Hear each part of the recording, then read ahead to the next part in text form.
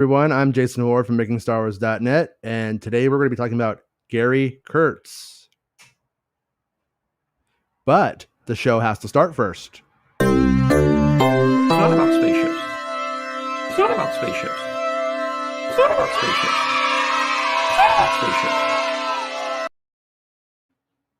Good evening, Mr. Rob. Hey, how you doing? Yeah, we were just talking about before the show started about how doing this at 8 o'clock is super weird, and it feels like we are on open house night at school. Our parents are going to be meeting our teachers, and it makes us nervous. But afterwards, you go to Taco Bell, you get a beef supreme. Oh, I got cinnamon beat. Toast Crunch. I got my parents heard what I was doing, and I just got beat. You ever get that look, and you're like, I'm getting my ass whipped after. Yeah, a lot, like pretty often. The trauma of when beatings were like recommended school, like advice for your parenting your kids, you know? Oh man. And I was a weird kid too, because I was like, I started like kindergarten late, so I was bad at reading, and then I caught up super fast and was very good at it. And so it went between like, oh, he's really stupid and he can't catch up to he has it together now, but he won't stop messing around, you know? And yeah, but like I said before, I just played with my pencils like they were Star Destroyers, and that was how I coped. Makes sense. But you dug up an old ass article on Gary Kurtz from 2002, I think. See all this gray? See all this gray? I've earned it. Yeah, I know. I not quite the Kurtz beard. Like I got kind of a beard going right now. Okay. And you look at over my shoulder here, and you see the Kurtz beard, and you're like, what was this Amish motherfucker doing producing a Star Wars movie? Like, does this guy believe in technology? Not even Liam Neeson can pull that off. I mean, he did seem to really hate the CGI in the prequels. He did seem to dog on it quite a bit. And so I'm gonna chalk it up to the beard. To the Amish beard. But yeah, man. Like so Rob sends me this this article. You know, there wasn't really any news we were interested in talking about today that was really worth much. I mean, the only thing I'll hit on really quickly, just so people know that I know, is that Star Wars Hotel has, like, they've released like the poster for it. I should have put the poster on the show. Galactic Starship, right? Yeah, actually, yeah. Let me see if this works. You could kind of see it here. It's kind of there. Okay, but all right, it's all blurry. It's a beautiful poster. Yeah, so it's all blurry. It's a beautiful poster. It's called Galactic Star Cruiser. Look it up. I'll be honest with you though. The whole thing could be the most amazing experience in the world, but the fact that it costs several grand to go for it's like it's just and I don't, you know, like I've always been conflicted about Disneyland. Like a part of me is like, you know, everybody in Anaheim who lives there and has to deal with all this space being taken away and it being one of the like main places to work and all that kind of stuff. I agree with the Fordist model. People should make enough money to be able to buy a Ford. People should make enough money to be able to go to Disneyland. The price especially of that, there. Yeah, especially if they work there, and especially if it's like, you know, is as prominent as it is in the area. So I was in a way kind of happy when they were doing like pass holder monthly payments, and essentially anybody who really wanted to make it could. And, you know, I had some friends who at times, like in college or something like that, would fall behind on their payments, but then they get caught up and they could go again. And it was cool. You know, it was like a thing. Is that like lunch debt? Did you ever have that when you were a kid? Like you forgot to pay your lunch and you had like lunch debt, and some little, I just remember this lady would look down. Your lunch no debt food for you. Yeah, you're starving. You can just drink out of the condiment bottle. I had the idea one day, while rather inebriated, I was like, what if we just made a restaurant that only served school hamburgers and pizza? That would be genius. I want that right now more than anything. I still think it's kind of a good idea, but it's terrible at the same time. I just want the smell. It's like this Taco Bell. Like you never forget it. It's very unique. The taco smell of Taco Bell. Taco smell. Why did all my life, Jason, I've never heard. I made that. Smell. I made that pun to my kids, and that's what my kids often call it, taco smell. I like yeah. No, but anyways, the article that you pulled on Kurtz though was really fascinating in that we get a lot of the Kurtz perspective. And I will up front, so I don't have to keep saying it and just seem like a negative person the whole time. I think a lot of it is like the guy who got kicked out of the band and says I had integrity. It was all about the and that such kind a good of way thing. of putting it. Because there's a lot of stuff in the J.W. Rinsler book that he never mentions. And I get it to some extent. Like from his perspective, his mess ups weren't mess ups. They were completely like sensible. It made sense why he made those mistakes. Like, and just to like preface it really quickly before we get onto the article, one of like the big things that he messed up was when they were making The Empire Strikes Back, George Lucas owned it. He was like about to actually own the sequels to Star Wars. So every institution was kind of working against him, trying to make sure that didn't happen. So that way he would mess up, he'd become a laughing stock. The studio would get the movie back. He'd have to say, I'm sorry, and here's your stuff back, and take a pay hit. And they would get Empire Strikes Back for, I don't know, I don't think free is the right word, but the idea was they realized they made a huge mistake, right? Well, Kurtz goes and he starts like budgeting the movie, and he budgets the film based off of the original Star Wars, doesn't take inflation in mind. Stagflation is one, if they look it up, I don't want to bore everybody, especially from 76, yes. 75 to 78, 79, right? Like, yeah, it informs our world. If you watch the news at the time, like from what I understand, I wasn't there, but from what I understand, it's my girlfriend's here to pick me up on her motorcycle. No, that's Kurtz. That's Kurtz. That was the ghost of Gary Kurtz. Like, oh, fuck you, Jason. Fuck you. No, anyways, yeah, but he didn't take that stuff into account. So like stupid things like the price of lumber are completely off, and Lucas had to go to the Bank of America and take like a $10 million loan.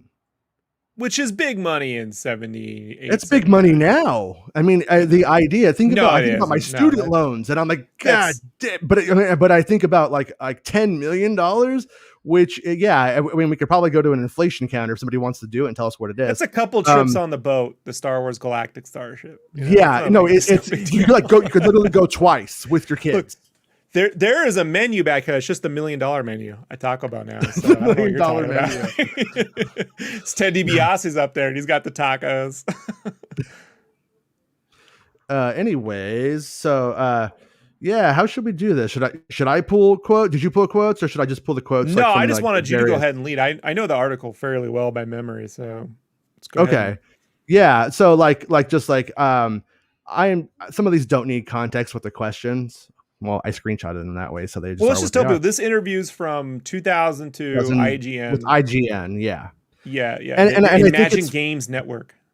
Yeah, and I think it's fair to point out the IGN of 2002 much different than the IGN of today, and the internet itself was much different than, or just a totally different place. So I feel like there was a lot of leading in this interview.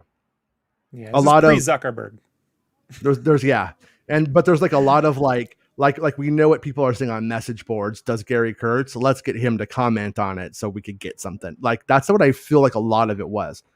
But maybe I'm wrong. Maybe it's me not liking what I'm hearing and being negative. So I'm totally open to the concept that I have my own bias, and therefore, I'm reading it that way. But he says like one of the first mentions of Star Wars talks about episode 1. He's like, yeah, well, I think that's true. In the case of episode 1, there's probably something else going on as well, which is it was merchandise-driven project.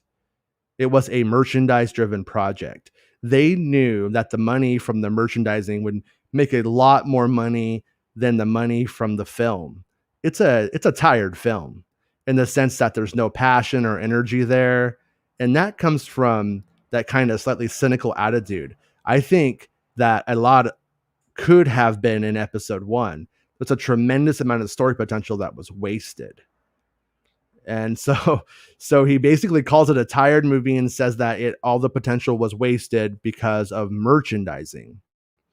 Now, I think we would be, I'd be an idiot to say there's no truth to it, because there's definitely some truth to it. You don't make Audie Mandrell if you're not thinking of what this is going to be an adorable plush or a Taco Bell cup topper or something, like Zuckus had one hell of a character, bro. What are you talking about? Yeah, but at the same time, like, it also kind of takes this idea that, and I don't think Kurtz was pushing it, but there's almost this idea that Lucas, nobody could tell him no, and he's just a nut.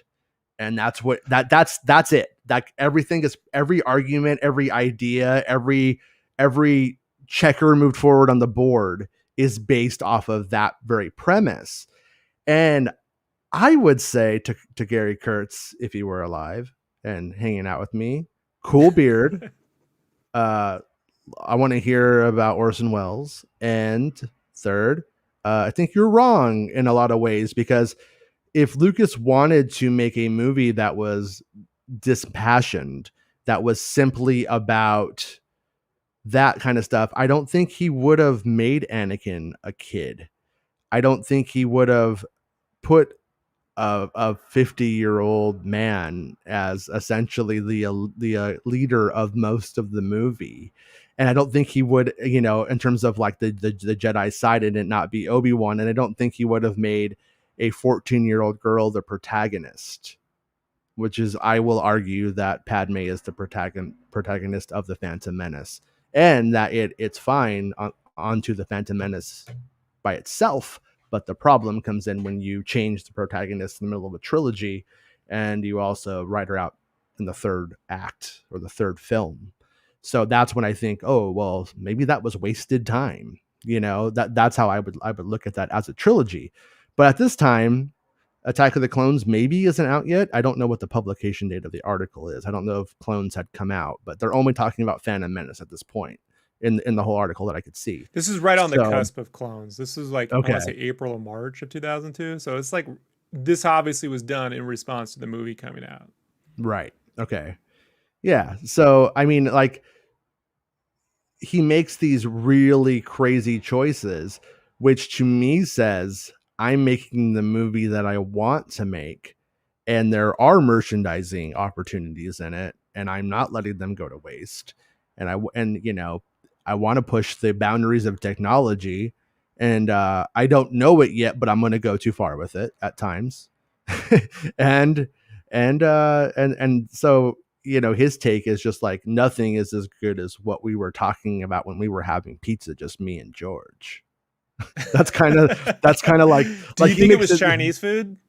Like, yeah, you think it's possible that I mean, like one of the stories he tells in the article is like, me and George were editing, I think it was, I don't know if it was American Graffiti or I think it was THX, and they were like looking, in the newspaper, what you had to do back in the day to see what film you wanted to go catch, and there was nothing good. And Lucas and he were having the conversation that, wouldn't it be great to go catch like a Flash Gordon movie right now? And they wanted that, and they were like, well, yeah, we have to make it. And that's how he presents the story. The evidence about that sort of seems to point towards Lucas having already had the idea for a long time, and was simply repitching it to him, and he maybe believed it was the first time it was ever told. So it's possible. Yeah. It's possible. I mean, Kurtz was the producer from, let's get the context, from THX 1138, the student film, through the theatrical film, American Graffiti, Star Wars, Empire Strikes Back, and then they have a falling out between Empire and Jedi. Yeah. And then Kurtz goes on to produce The Dark Crystal and Return to Oz, and then... And Return to Oz was they ended up in court over it. And I believe Lucas was a defender. Was in the... Really? Yeah. I want to say Lucas and Spielberg both... Like, I think they were trying to, like, hold the director responsible for the film failing, and they were trying to like sue him about it. I haven't looked this up in a while. I read this years ago now, but I believe that they wanted to sue the director, and then Lucas and maybe Spielberg testified and said, like, that's crazy. Like, that's impossible. You can't know if the film is going to connect. I'm George Lucas. So Disney wanted this, or did Disney or Fox? I thought Disney did Return to Oz. I'm not sure who did it now. Thought it was Disney. Yeah, I don't remember it. Because it was like the dark Disney days, you know? Yeah.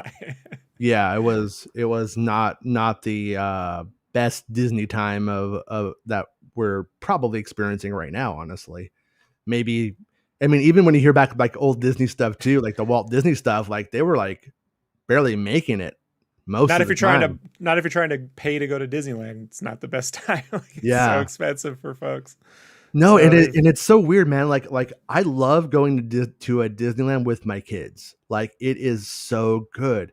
But there's this part of me that's like, I love this, and there's this other part of me that like it's the Matrix thing we always joke about. It's like the red pill moment kind of thing, like where I'm like, I know this isn't real, and all of this is kind of like, I don't really believe in all this consumerist bullshit. Like this is kind of a huge bummer to me when I actually like look at it, and all the prefab buildings and stuff is kind of creepy when you really stare at it for a while, and like and it's like it's so weird. But then like, you know, like something traumatic happened one time, and in the aftermath of that trauma, I was just like, I want to go to Disneyland right now. Like that's just what I want to do. I just really want to go.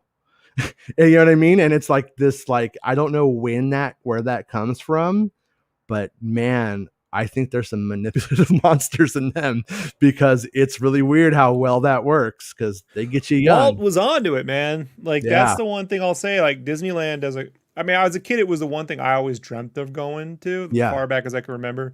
And when I finally went with my parents in '84, it was the thing I always dreamt of going back to more than anything else in the world. I think, you know, even now in my older years, I am just amazed at how well they're able to keep it a consistent experience for people. Yeah. You know, like regardless. That's the thing. It's always been a consistent experience for people regardless of wealth. But man, over the last 4 or 5 years, it's really shifted gears on that. You know, like I get the more money they invest in the park, the more they want to make back. But you know, there is kind of like I feel like a debate going on there internally at Disney of, do we ass all these people out and let the rich people come in, and there's less people, there's less work, and there's the same amount of money to be made. You know, do we do that? And I think it's a mistake ultimately. You know what I mean? You know what it feels like? Yeah. We got to get back to the Kurtz thing, but what it feels like is when Eisner and them were doing all those direct to DVD sequels, because they're doing all those drugs.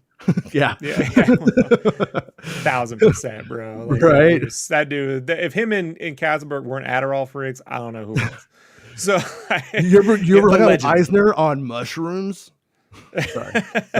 He's like licking his last. He's like, Tomorrowland, but it's of the past. That's what they did, and they like literally did that. It was like stupid looking. Hey, bro, that California Adventure, I went when it opened. Woo! Yeah, selling like California to Californians, genius idea. Disney. Not just Californians, but like the shittiest big box store you can ever experience. Yeah. It was not this.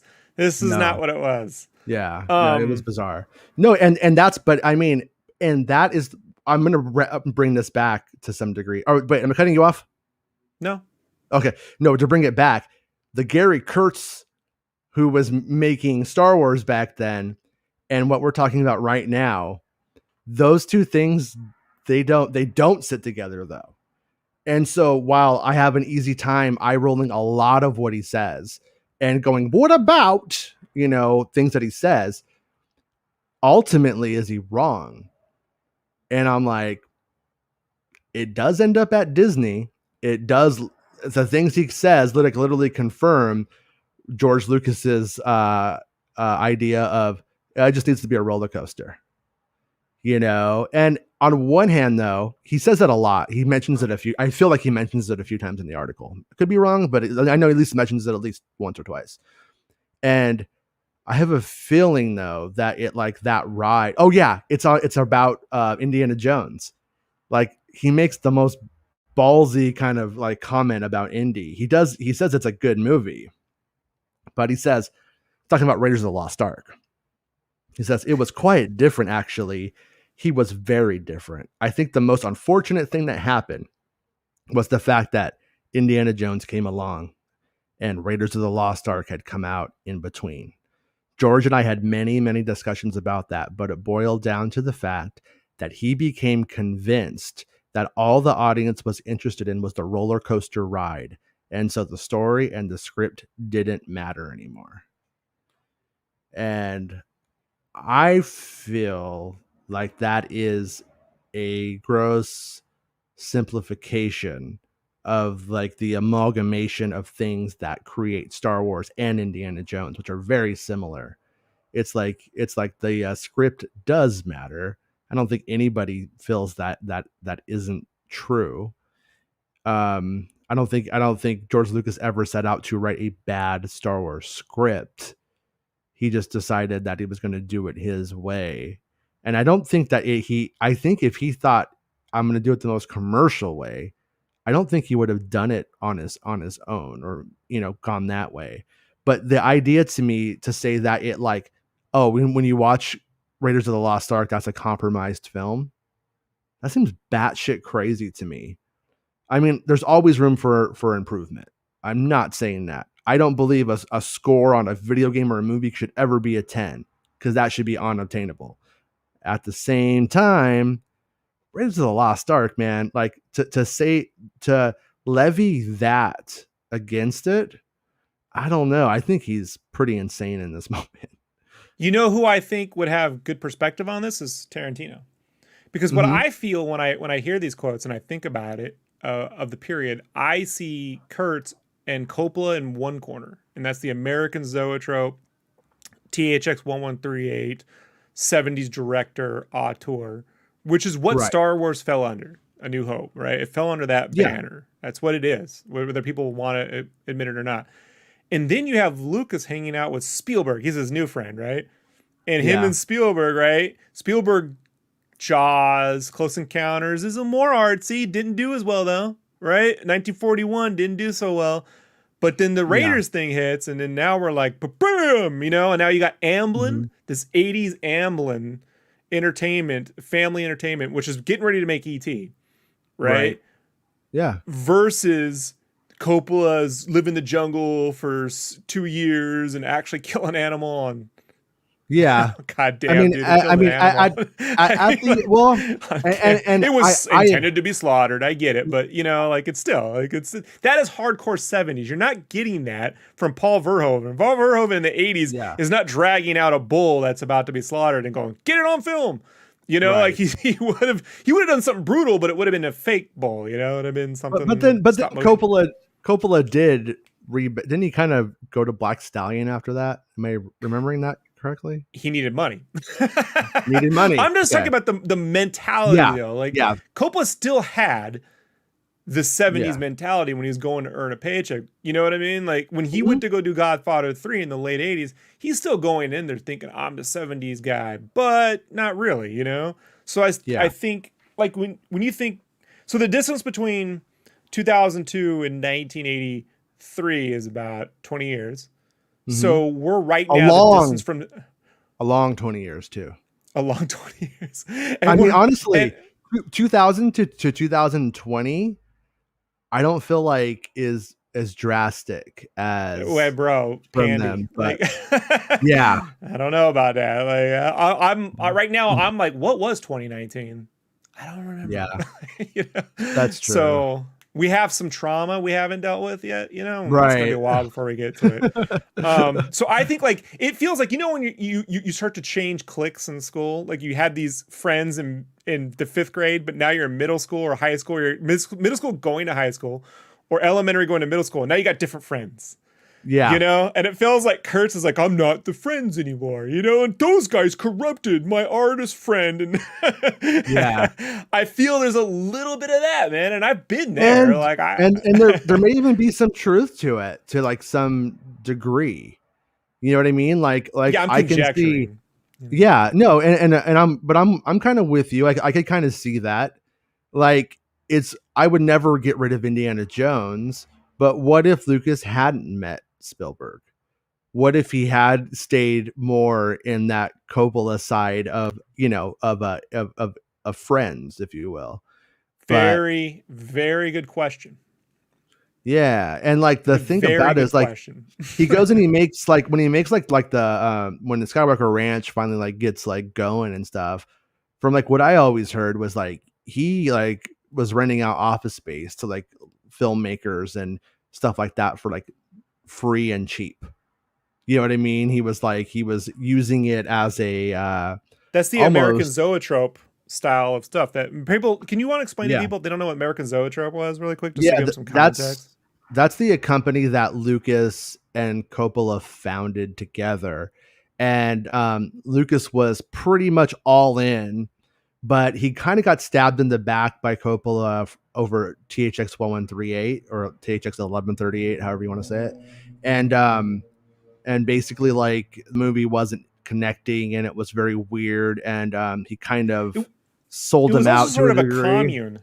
It was kind of a commune for filmmakers. So they wanted to set up this thing in San Francisco where everyone would hang out and help each other, and they'd have a van that could go out there and they could bring a mobile editing station or a mobile shooting station, and they would lounge around. There was just this sort of idea it's not unlike a writer's workshop that authors have, but for filmmakers.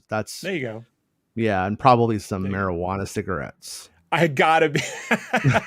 The Chia Pets were definitely being floated around. Yeah, I mean, I think Lucas, like, after he made all that money, he's like, "Hey, Stu, you could totally make your movie here. This office right here is for you." And I put the clapper in it, and he'd turn off the lights. And every single time Stu was trying to write, he'd walk in, and then everybody hated it, but it was free.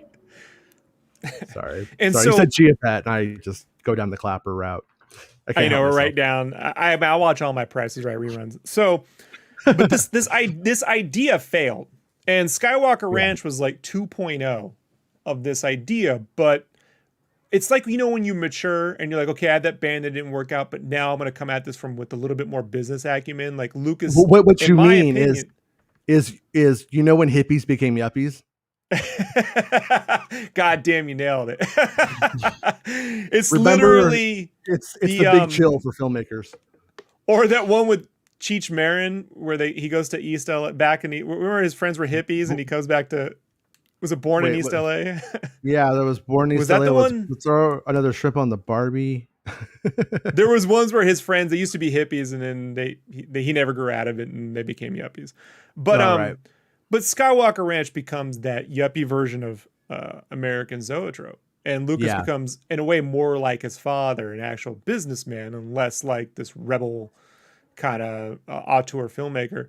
And I wonder, like Kurtz is a producer. The fact that he didn't factor in for inflation with lumber, it's kind of like your whole job. I remember the interview with, was it Bam? Ryan Johnson's producer? Yeah. Ram. Bam. He has a very. Is it Ram Bergman? Ram Bergman. Thank you. I was close. So I'm always good with the syllables. So, but Ram Bergman, I mean, like his big thing was we came under budget. Some things ran high, but we factored they would run high. The things that we thought ran high, like the Canto Bight sequence.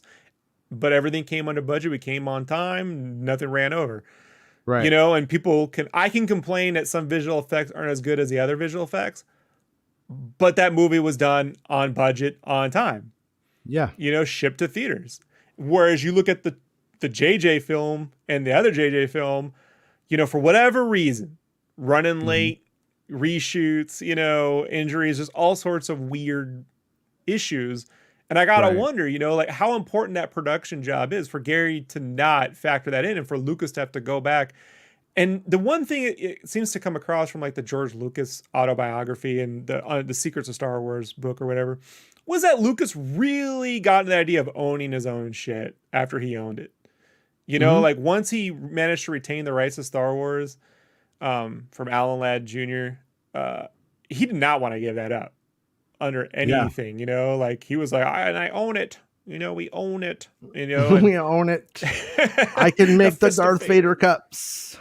Yeah, I mean, but it was a big deal. And I grew up loving creator-owned comics in the 90s, right? The image revolution. So that sort of thing speaks to me. So I think when he complains about the merchandise, it is hypocritical in that them action figures saved Star Wars, bro. Like, you know, like the action figures paid for Empire, you know? So I mean, if you watch the toys that made us, it's pretty evident how well those toys did Lucas, you know? Yeah, no, those, I mean, I can't even, it drives me crazy that there's not photos of that, like that street I told you I used to live on when I was 5 years old, because we all had an X-Wing fighter.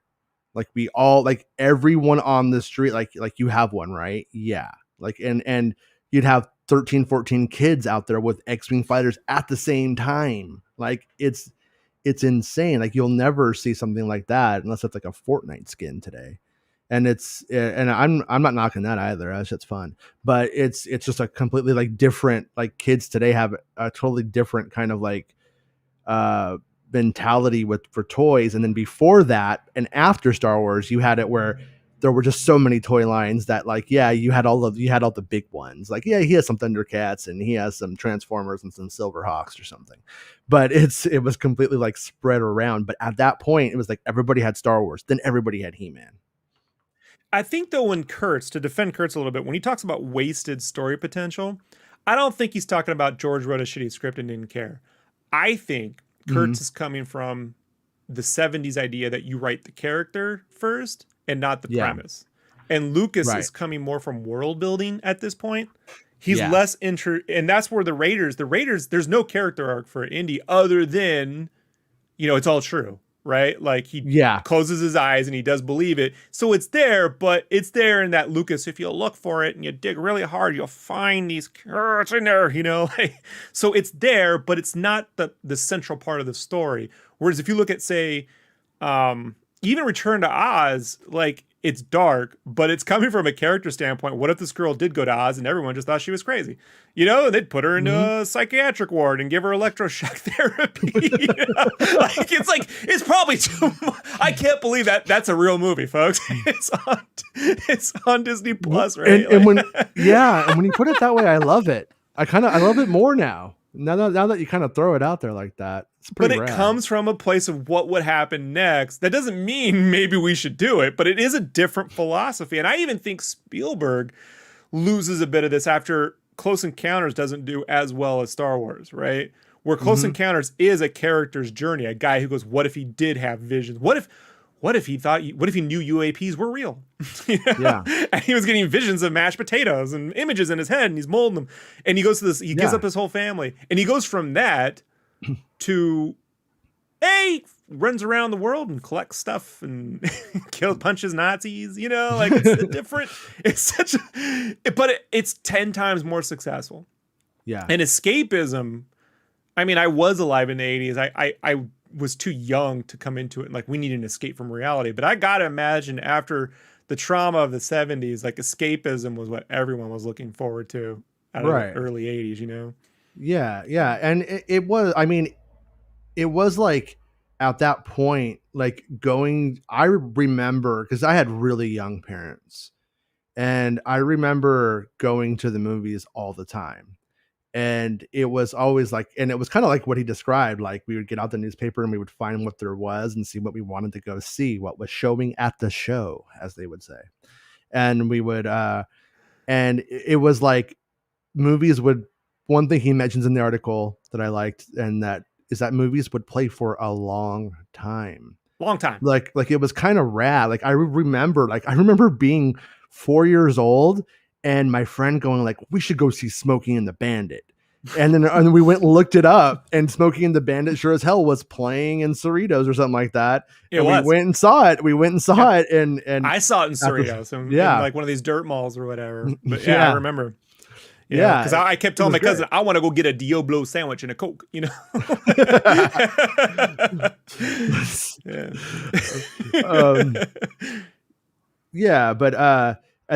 So he does an interesting kind of, I don't know if analysis is the word, but the interviewer at IGN like wants to know about Lucas. He kind of like wants to know like what's up with this guy? Like, are these some of these stories true and stuff like that?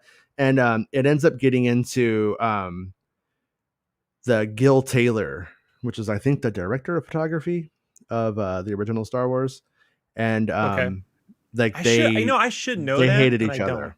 Yeah, they hated each other, and or they really had a bad time together. And it's in the Making of Star Wars by J.W. Rensler. It's all in there, like the whole thing. But he says, yeah, it was that with the camera. It was the same thing. And a couple of scenes in the corridors, rather than saying, it looks a bit overlit, can you fix that? George would say, turn off this light and turn on that light. And Gil would say, no, I won't do that. I've lit it the way I think it should be. Tell me what's the effect that you want, and I'll make a judgment about what to do with my lights. So yeah. Now, was he British? That's George Lucas stuff. Yes. But yeah, is Gil British? Yeah. They're a British film crew. They're union. They're not necessarily respecting young Americans trying to make films in England. And Mark Hamill shared a ton of stories about the actors calling him the C word under their breath when he walked by for the end of the ceremony and stuff like that, you know? So yeah, it was a weird time. Like, it's not total side note. Yeah. Before you do, put a pin on that. The Making of Alien 2, Cameron has the same exact issue with the camera guys, the local, because their crews are run differently. And look, at the time I was like, just let the filmmaker make it. But I've come to appreciate unions more now as I get older. So I'm like, hey, chill out, George. You know, like I wish if they had if Lucas had a monitor where he could see what the guy's making on set, I think they would have chilled out on that more. You know, but you got to remember at the time, folks, they'd have to shoot it, and then maybe a week later he'd see what they actually captured on dailies, and you can't get it back. So like that I want to make sure it's just the way I want it, you know, thing kind of comes through. So I also think at the same time you do have, like, I think it's a little overwrought when they talk about like the new Hollywood, but it was real. It did happen. It was a thing. So I'm not saying it wasn't, but I do think that you have a bit of friction there between, you know, somebody who was working on, I want to say, I could be wrong, but I think he worked on like A Hard Day's Night and stuff. I want to say like he was like all the way back down to that Richard kind of stuff. Lester's? Yeah, but it's funny when they bring up Hard Day's Night and you're like, he directed Superman 3. I would need to look that up, and I didn't think about talking about Gil Taylor actually at first, but anyways, so don't hold that against me. But if that's wrong, but I think you kind of have like two schools, and somebody who was trying to make something totally new, and somebody who was trying to make something by the industry standard that they were literally trying to break, you know, in every single way. And there's even things that happen, like, and it's not in this interview, but like, the shots in A New Hope, you know, like on the Death Star, when you see like R2, I think it might be the shot on the Death Star where 3PO and R2 are together, and R2 kind of like his wheel comes out, like his third leg comes out. Forward. It's like just the shot. Yeah. Like the tripod feature kind of comes into effect. Well, if you watch that scene, it looks great. It looks better than the rest of the movie.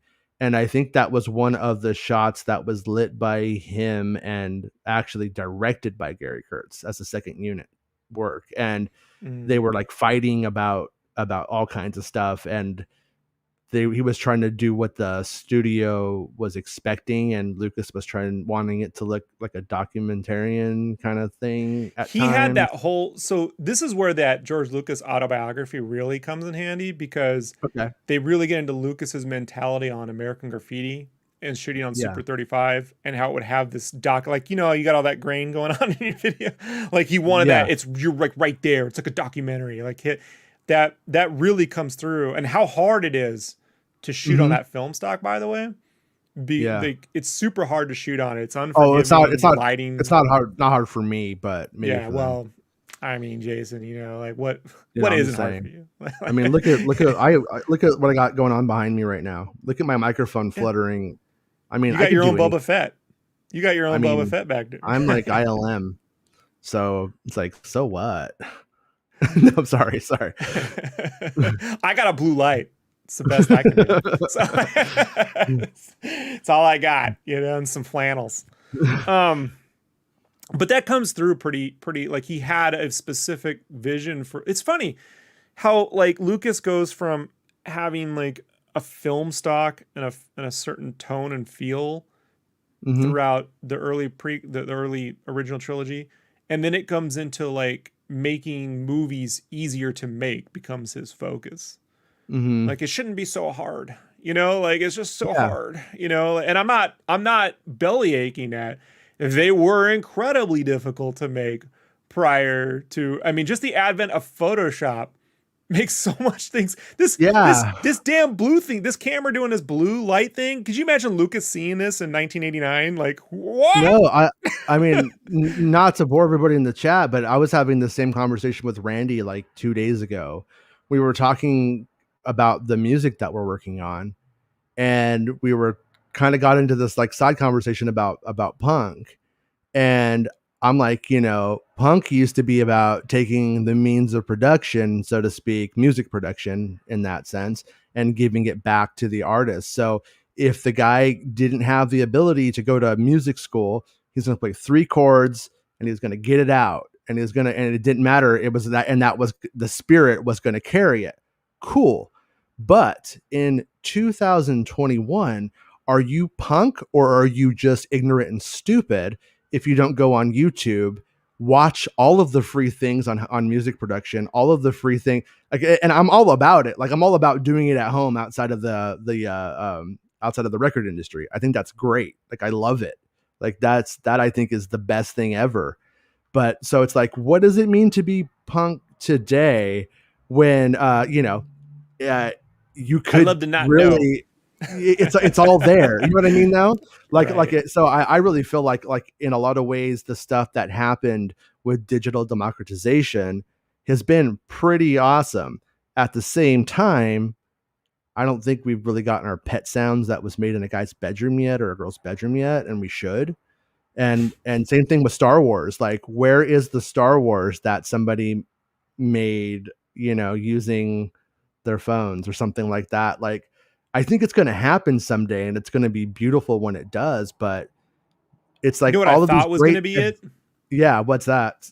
Sky Captain in the World Tomorrow. Yeah, so you knew I was going to say it. Like I thought I bought into that Harry Knowles, Austin, Texas. Yeah, I bought into it too, man. I thought that was it, and then I went and saw it, and I'm like, this ain't it. Nope. It was not it. It wasn't it. No, but I kind of wonder if that. Maybe it's not fair to put it against it, but I wonder if that hurt that concept. At the same time, no, I don't think it does, because the concept is somebody who really wants to make a movie and then goes and does it, and does it on their own. Like we were talking about Quentin Tarantino the other day, and he was saying like, oh, well, when I came up, people weren't like me. Like I'm like me, and I did my movies. So it's like, I'm curious to see what happens in the future. I think too, it's a colossal waste. When platforms like YouTube, as much as I love Cobra Kai, spent their money trying to make licensed work like that versus spending their money to bring up the film talent on YouTube to another level. Yes. Like they really should have been doing like, hey, who's doing the best content? Maybe it's Bat in the Sun. Maybe it's some little kid out of his basement doing some awesome content. We're going to give you now a budget to go to the next level. The people that are doing that right now is, Patrick Willems? No, I don't. So he does a lot of film commentary stuff. He's pretty good at it. And over the past couple of years, he's intertwined his own narrative. It's dumb narrative. It's about this stuffed animal named Charles, who's like a nut. Okay. And there's multiple dimensions and stuff. But he's been using those as like story that heads and ends these film commentaries on Batman Forever and The Last Jedi. Yeah. But he partnered with Nebula, I want to say it was. I'm not paid by Nebula, guys. You saw my Nebula cash back here. I have a Lambo that was bought for me by Nebula. Yeah, so I just crash it because I'll just get another one. Well, how old are you? I always wanted a Lambo, that Countach, right? Hey, and the Poppy song, "Girls in Bikinis," they mention it, and that was one of the things on YouTube that made me on the was it YouTube Red? Is that what it's called? Yeah, it was. Now it was like YouTube Premium, which sounds like pornographic, to be honest with you. It does. But I was like, oh, they're giving Poppy her own like YouTube series, like they're really giving like the production value to it. I was like all about it. I subscribed to it. They made one episode, and then I watched Cobra Kai, and then I was like, okay, I'm done with this. That was that. It's fun. But but Nebula has given him money to do a whole episode where he's able to wrap up his storyline, but with a bigger budget. Oh, so that's neat. So that's why I'm like, these companies, especially companies, and I'm not saying Disney, but YouTube is a place where people are posting for free. Like, this is what they should be doing, and then highlighting that versus, where it's inevitably gone to and going to continue to go to is the Jerry Springer format of let's just get the most shocking, like who's going to say the most wackiest things, It's just a matter of time. What did Ryan Johnson do now? Oh, no. I got 6. It's funny. My phone's listening to our conversations now, which I love, right? I'm the guy who's like, this is great, phone. Now it's giving me the Gina Carano's coming back to Star Wars headlines. I'm like, this is hilarious. She is? Yeah, didn't you know? Yeah, it's going to be, all the clones are going to be Gina Carano's. And that bitch, Kathleen Kennedy, what about her? Yeah. Huh? She's going to Gitmo. Oh, shit. Yeah, she's going to Gitmo. Only one there. They're getting rid of everyone else. I just can't. I love hearing what I want to hear. I love it. Subscribe. No, I love hearing what I want to hear. I need that shirt. When you get your merch, making Star Wars merch, whatever, merch wars, making merch wars is what you should call it. It's pretty funny. I had like some Making Star Wars shirts up on like some t-shirt retailer. I totally didn't even remember. And the other day I started getting like strikes by Disney about them. And I'm like, one of them was parody. And I'm like, all this time later, I'm like, I don't give a shit. But it was like so weird. I'm like, now I don't think it was personal. I just think that they're just idiots. They're like, let's go. Missed opportunity for you though, Jason. Right? Missed opportunity. Just being able to be Captain Hindsight here. Making Star Wars. Right? Oh no, I thought of it. I have a story. But people wouldn't spell it right? So what's the point? Yeah. No. Every now and then when like I'm dealing with like a PR person, they'll accidentally write wars instead of wards and then send me back an apology letter, but saying how apt it is. Like it's happened like 3 or 4 times now over the years. I don't care. It's like, anyways, Kurtz goes on to say, yes, it does. But George had never worked with a crew like that before. And he didn't like being here in England at all. He didn't like the food. And he found that he wasn't the kind of director that chatted with the crew. And so, yeah. And on a kind of like side note, like I find Lucas like kind of fascinating in a few different ways, like as a person, because when you get down to it, he was essentially a rich kid.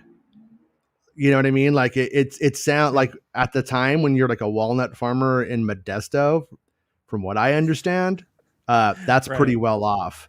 And like, you know what I mean? And like, he's, what was the car? He had a Fiat, like a Fiat. Yeah. A Fiat. And like, he's like, he was living it up kind of. So it's like kind of weird. Like on one hand, like there's this idea of George Lucas, the Mutt Jones greaser.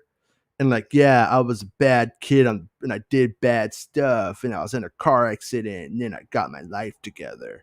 But it's hold on. Meanwhile, they're at opening day at Disneyland 1955. Yeah. They were there opening day. Yeah. And it's like, so, and then like you look at like what he kind of was, and it's like, on one hand, it's like, I do appreciate the independent work that he did do. And I do think that in a weird way, he was like kind of like he was the ideal of the independent dream. And so there is a part of that where I'm like, he is the real deal. And then there's like another part of me where I'm like, yeah, this is a pretty common American story of a rich dude just making shit happen because it's not as hard for him as for the rest of people. And like, so it's like kind of hard to like look at it and go like, I wonder like what the real deal is there. And I honestly don't know. But it's like, Well, when I'm you certain hear, Kurtz has a different viewpoint on it than any of us could, because I mean, if you think yeah, back to 20 years, if you knew someone 20, 25 years ago, like if you knew Ryan Johnson in college and then Ryan Johnson directing Star Wars, you have a different view on that. I mean, I know myself, people I went to high school, when they see me do something that's prolific, they go, "Ah, it's just Rob." You know what I mean? Like, yeah, I yeah, know it's just Rob. I know. But they have a different view on that. This is the kid who used to do Ace Ventura talking out his ass jokes in high right, school. yeah, Like he's yeah. not so clever, Talk about Star Wars for 2 hours. Well, you I, think- I, I, I read into this quote here, and did you ever see the documentary about what's it called? The Other Side of the Wind, the Orson Welles. I think that's what it's called. The Orson Welles I documentary. did, but it's been a Yeah. while. Okay. Yeah. Yeah. Frank Marshall's in it, which is super strange. Yeah.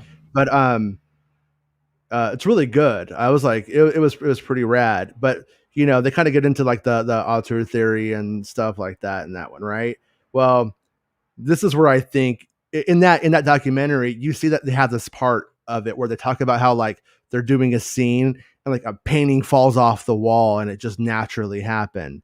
And then Orson Welles then makes it like the center of the movie, like this happy accident happened, and then they weave it through, and you just can't they want to let life happen on camera and then weave that in.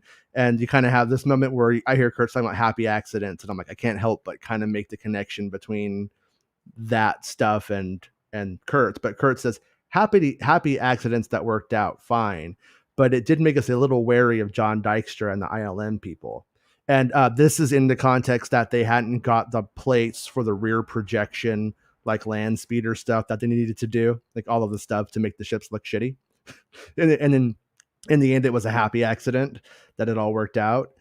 And well, if you contrast that with the idea, was it Roger Ebert? Or what was it? Some film critic said the only mistake in Raiders is when the fly goes into dude's mouth or his eye or something, right? Like there's that one scene where the fly crawls on, but saying that the whole film was storyboarded, nothing happened the day on set, which is not true. Right. Like as we know, plenty happened the day on set.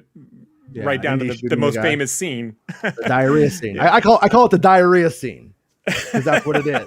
It's a great scene. It's the only great scene that's also called the diarrhea scene. So, but yeah, he says, but it did make us a little wary of John Dykstra and the ILM people. And when we finished the live action shoot and went back to California, they still hadn't produced one shot, so we were quite worried. In the end, we sort of got them together. I had to bring in a couple of other production managing types, and they were doing some things, and there was some incredible time consuming, and it basically just saying that it was messed up. The Lucas autobiography gets way into detail on that.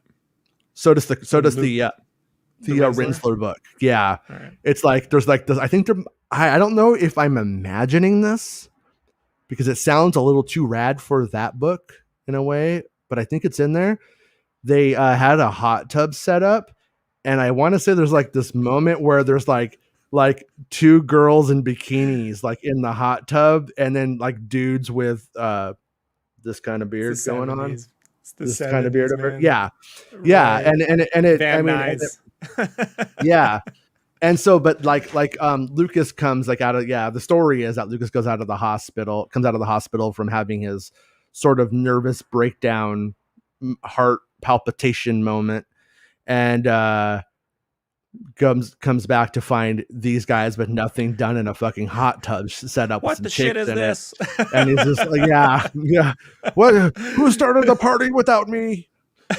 Yeah. Me's not gonna put up with this,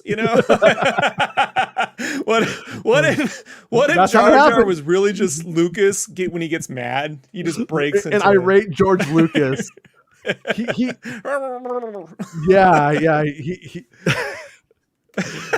oh shit.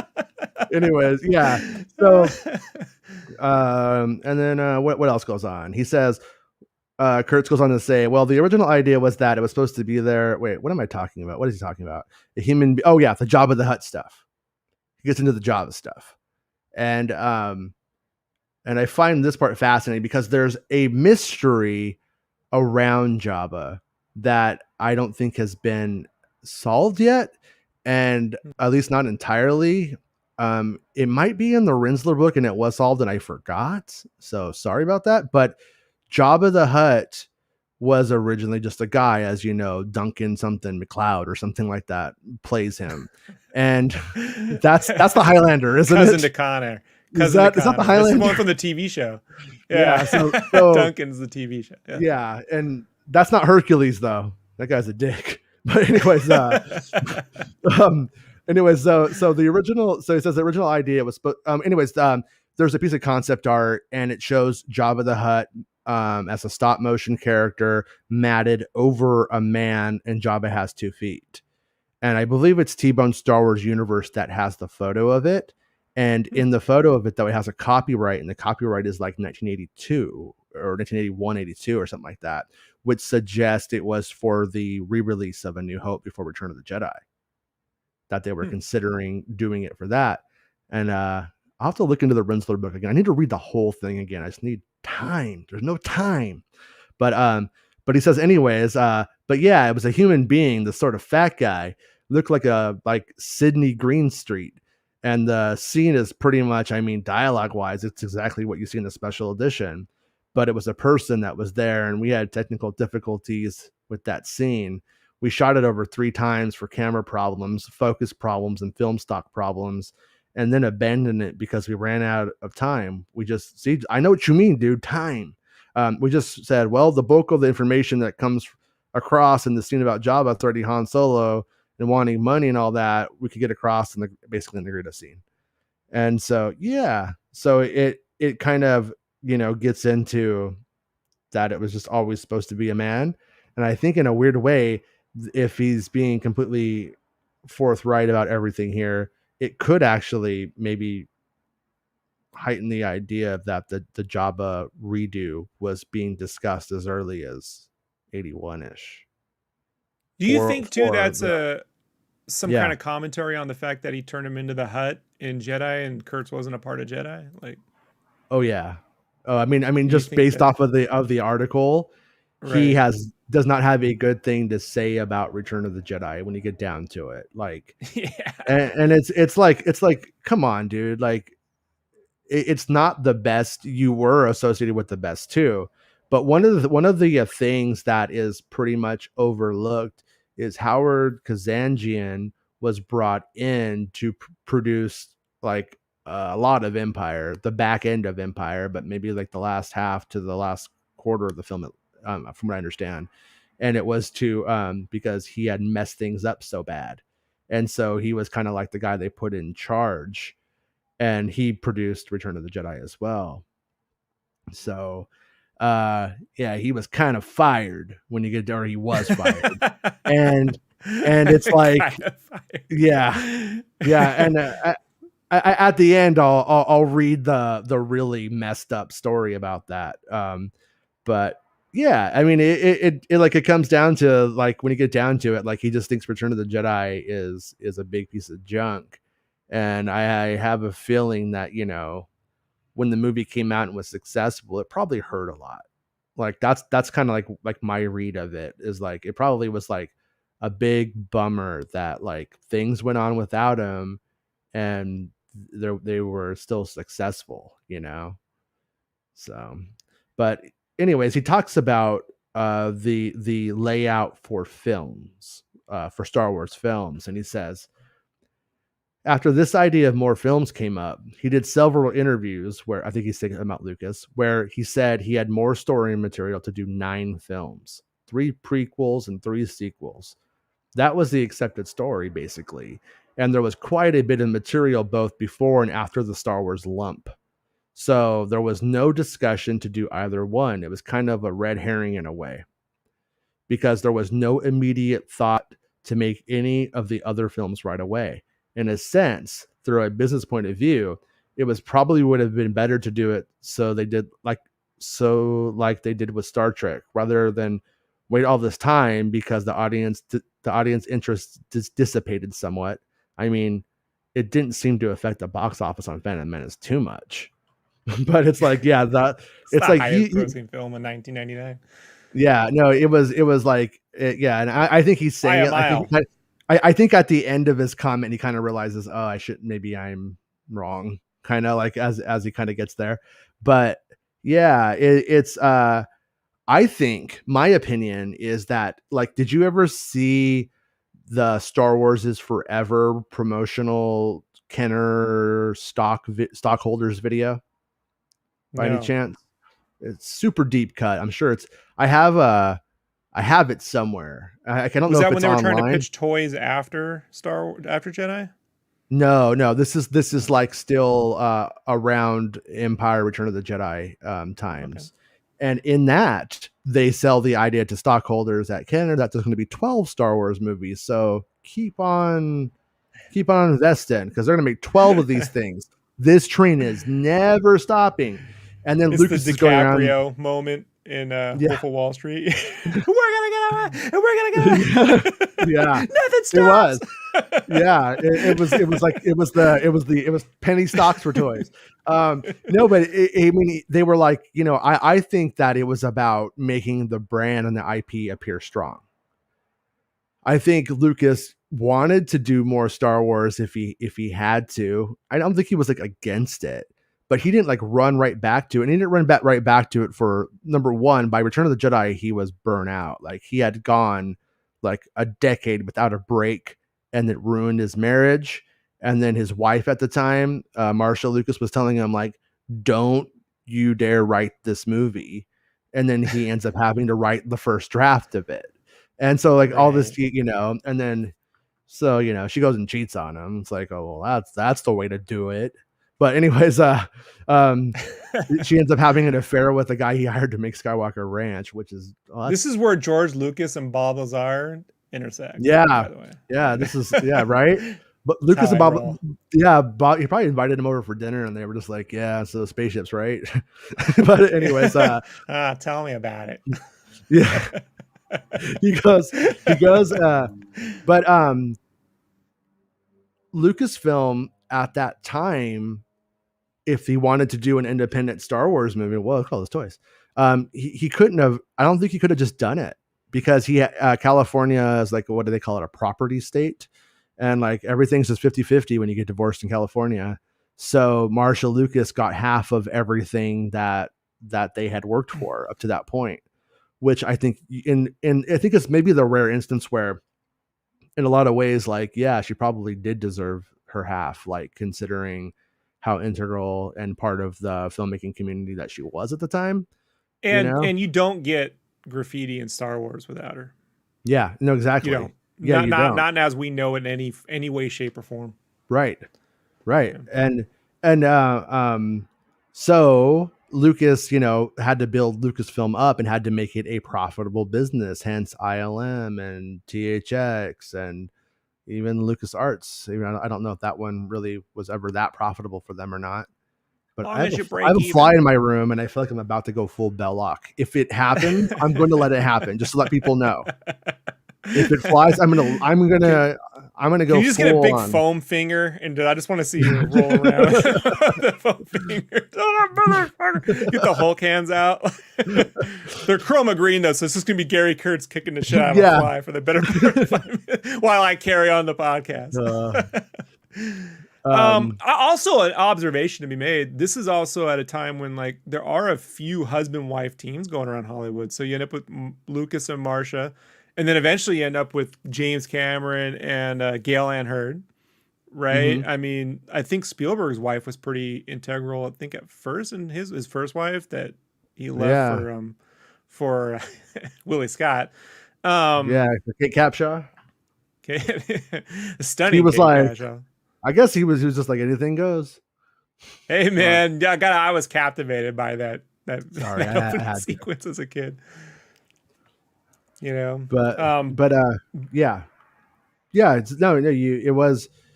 it in a weird way, I think it was like, I'm guessing here, but it's kind of like, you kind of have women aren't staying at home anymore, and that like coincides with that change, and then you have it kind of reflected in filmmaking, and then but they're like teams, and I don't want to guess what Marcia Lucas's power was. I have no idea, but I'm guessing it was probably easier to use George to get stuff done and to like deal with business people. And she was able to be an awesome editor. She was editing all Scorsese's films too at the time. Yeah. And the Lucas book covers the autobiography. It's not his autobiography, it's the biography, sorry. But the book covers I am George Lucas, written by Stu. Stu Lucas. Stu Lucas. We named the dog Stu. So like, you put me in a Star Wars movie and call me Stukas. That was my Star Wars name. Stukas. So dumb, dude. That's so good. Yeah, I love dumb obvious humor. I really do. Like, it's so good. That's me, man. Dumb obvious humor. It's the puppet version of George, right? It's like he's got the puppet flannel and the puppet hair. Like but that she was flying to New York back and forth, and that he didn't like that she was at all those New York 70s parties hanging out with Scorsese and Studio 54s, and you know, he didn't like, he wanted her close to home. And I can almost feel like there's a way where, again, it's just conjecture, but like you could almost get the Skywalker Ranch is almost like a trap to keep your wife there, you know, like, no, you run this. It's the like culty compound. Once they get you in, you don't get out. Yeah. He's like, you stay here. You love me. You pretend to cook my meals. Don't worry, somebody will be hired to cook them for you. And then you edit my movies and you never leave. You just, you know, and we'll make independent films, you know. Like, yeah, I wonder how long he's been doing that personal film thing. There was that documentary. Did you watch it? It was a couple years ago. They put it up. He had done it with like PBS or something right before he did Star Wars or American Graffiti. It was when he was like talking about just doing documentaries and educational films. And it's just, I got to dig it up, man, because it is young Lucas at the height of young Lucas. I think there might be footage of that in Fog City something, but this was like, I want to say an hour long. Like I watched the whole thing twice. Like I was like, this is fascinating. Because he's just like, we're making educational films and I'm going to get out of Hollywood because Hollywood and film is dead. And he goes and makes Star Wars. like it's just, you ever say, I'm never doing, I made this decree once in my house. My wife will never let me forget it, where I yelled, I'm not learning anything new this year. Right. And then I went off and made game magazines and did Kickstarters. She was like, learning anything new, huh? You know, just going to sit in your room and shred water for a bit. You know, I need to produce, stop this learning. You can't fight the change, Annie. You can't fight the change. Yeah. So, okay, what was I going to say? Oh, yeah. So he talks about like the story structure a little bit, right? About how there's going to be like 12 or 9 of them. And he says one of the keys of episode 1 was going to be how the Jedi Knights came to be. But all of those notes were abandoned completely.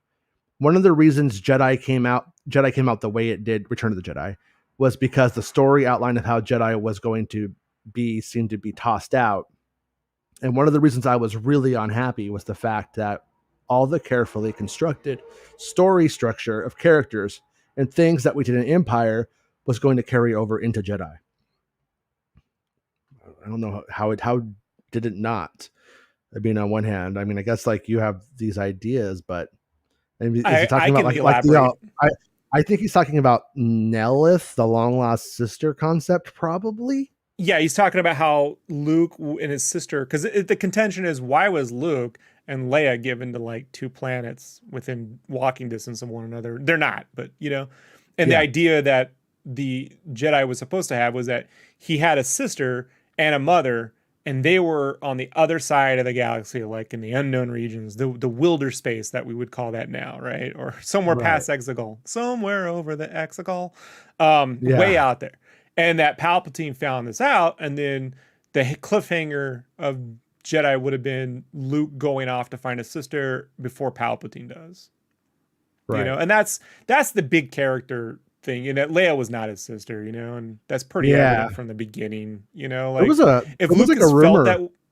There was a rumor on episode 1 that they were considering not killing Padme, and then like letting her stick around, and being like having survived and going into like hiding. And how cool would that have been for us now, considering like all the stuff that they're making? Like it would have been great if they had went that way in the end. I had Not hoped, at the time, you know, and I gotta be honest, you know who made me not want to go see Revenge of the Sith was you. Because you posted that damn children's book that confirmed she died. And I was like, I fucking knew it, you know? Like, I don't need to see this movie. Yeah, she's all dead. Yeah, I had both photos. I had the photo of her giving birth to the twins and seemingly going limp or dying, and then her in the what is that? that moment where she's like floating, you know, she's like in the coffin, but it's supposed to be like a philia, I guess is what I was trying to bring up. Yeah, it like tries to like really pull on that. It's the Ophelia from Shakespeare. Yeah, but or no, is that Dante's Inferno? I think it's Shakespeare, but what do I know? I'm an idiot. One of the reasons Jedi came out the way it is because the story, so the outline gets tossed out and he's super mad, right? But or at least that's how he tells it.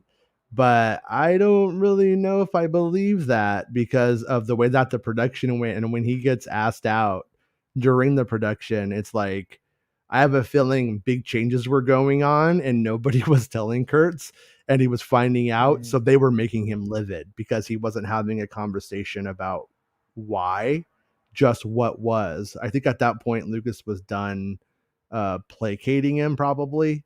You know what I mean? And like, and we're going to talk about that. I don't want to ignore the chat for too long because there's already been a ton we've ignored.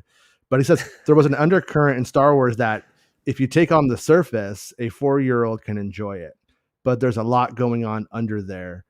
In that sense, it's multi-layered, and Empire is as well. That's the thing that bothered me a bit about Jedi, and certainly about Episode 1. It's that those layers, those subtexts, they're all gone. I feel like, again, I think that's a character-based realm of story. When I say character, I'm not saying there isn't any character in the prequels, but I think it comes from the institution. Again, the Richard Dreyfuss in Close Encounters of the Third Kind type of character versus Raiders of the Lost Ark, where it's a series of events that happen and there's these cool moments and then there's cool world. But like Raiders is the best example. So to use Raiders is unfair. So I know like it's tough, but it's like, okay, let's go Temple of Doom, right? Where it's a series of events, Club Obi-Wan, and then we got the eating the monkey's brains, and then we got the pulling the heart out, and then we got the mine cart thing, But in Episode 1, the subtext for adults is the politics, is all of the Galactic Senate stuff, and but isn't it kind of weird? In a weird way, like as the guy who you would assume would be more of the hippie type, like in a way, the sneaking radical politics and talking about how democracy dies in the middle of a children's film is exactly what he's saying isn't there. And I think it's because he didn't like.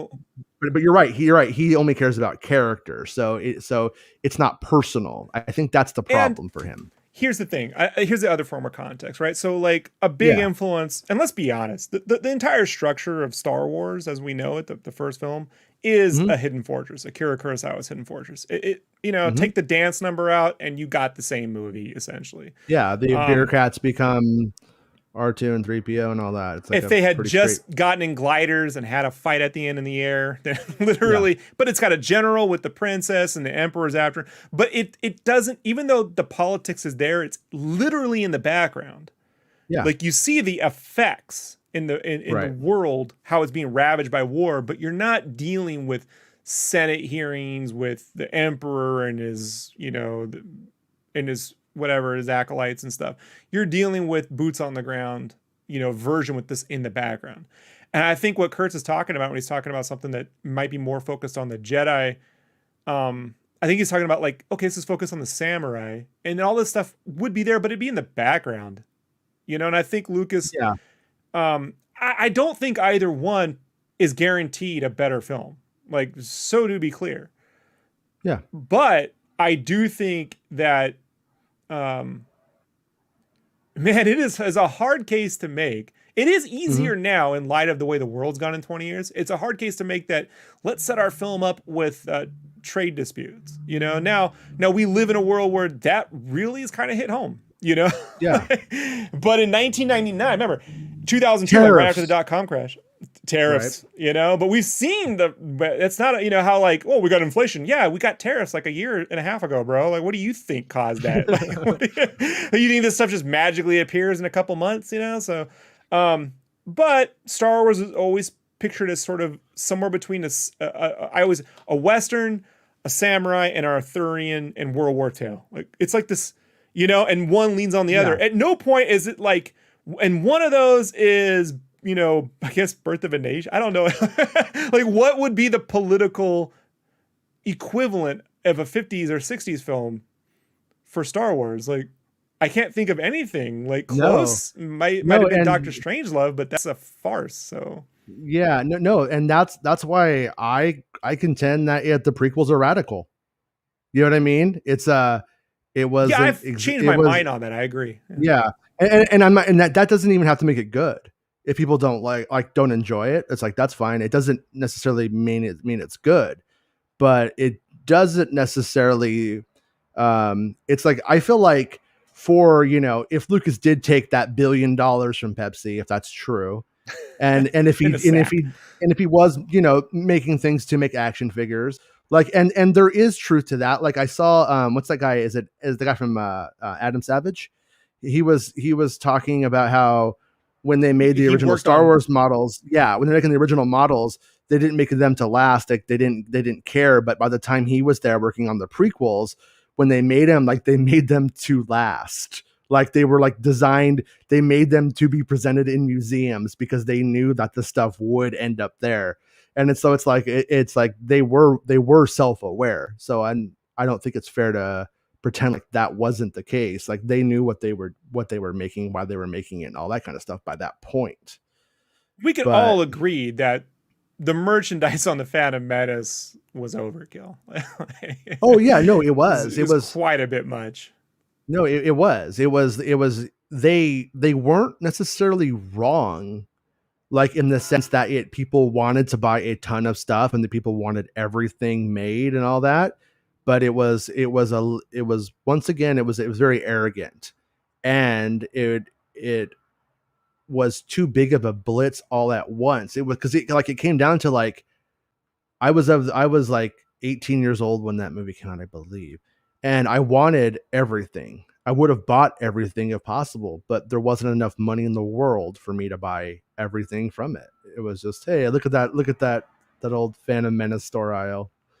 God, it's the FAO Schwartz opening night, bro. Like, God, I remember going to Vegas and getting Phantom Menace toys that were hard to find by the end of by the run of it, probably like year 2000 or so.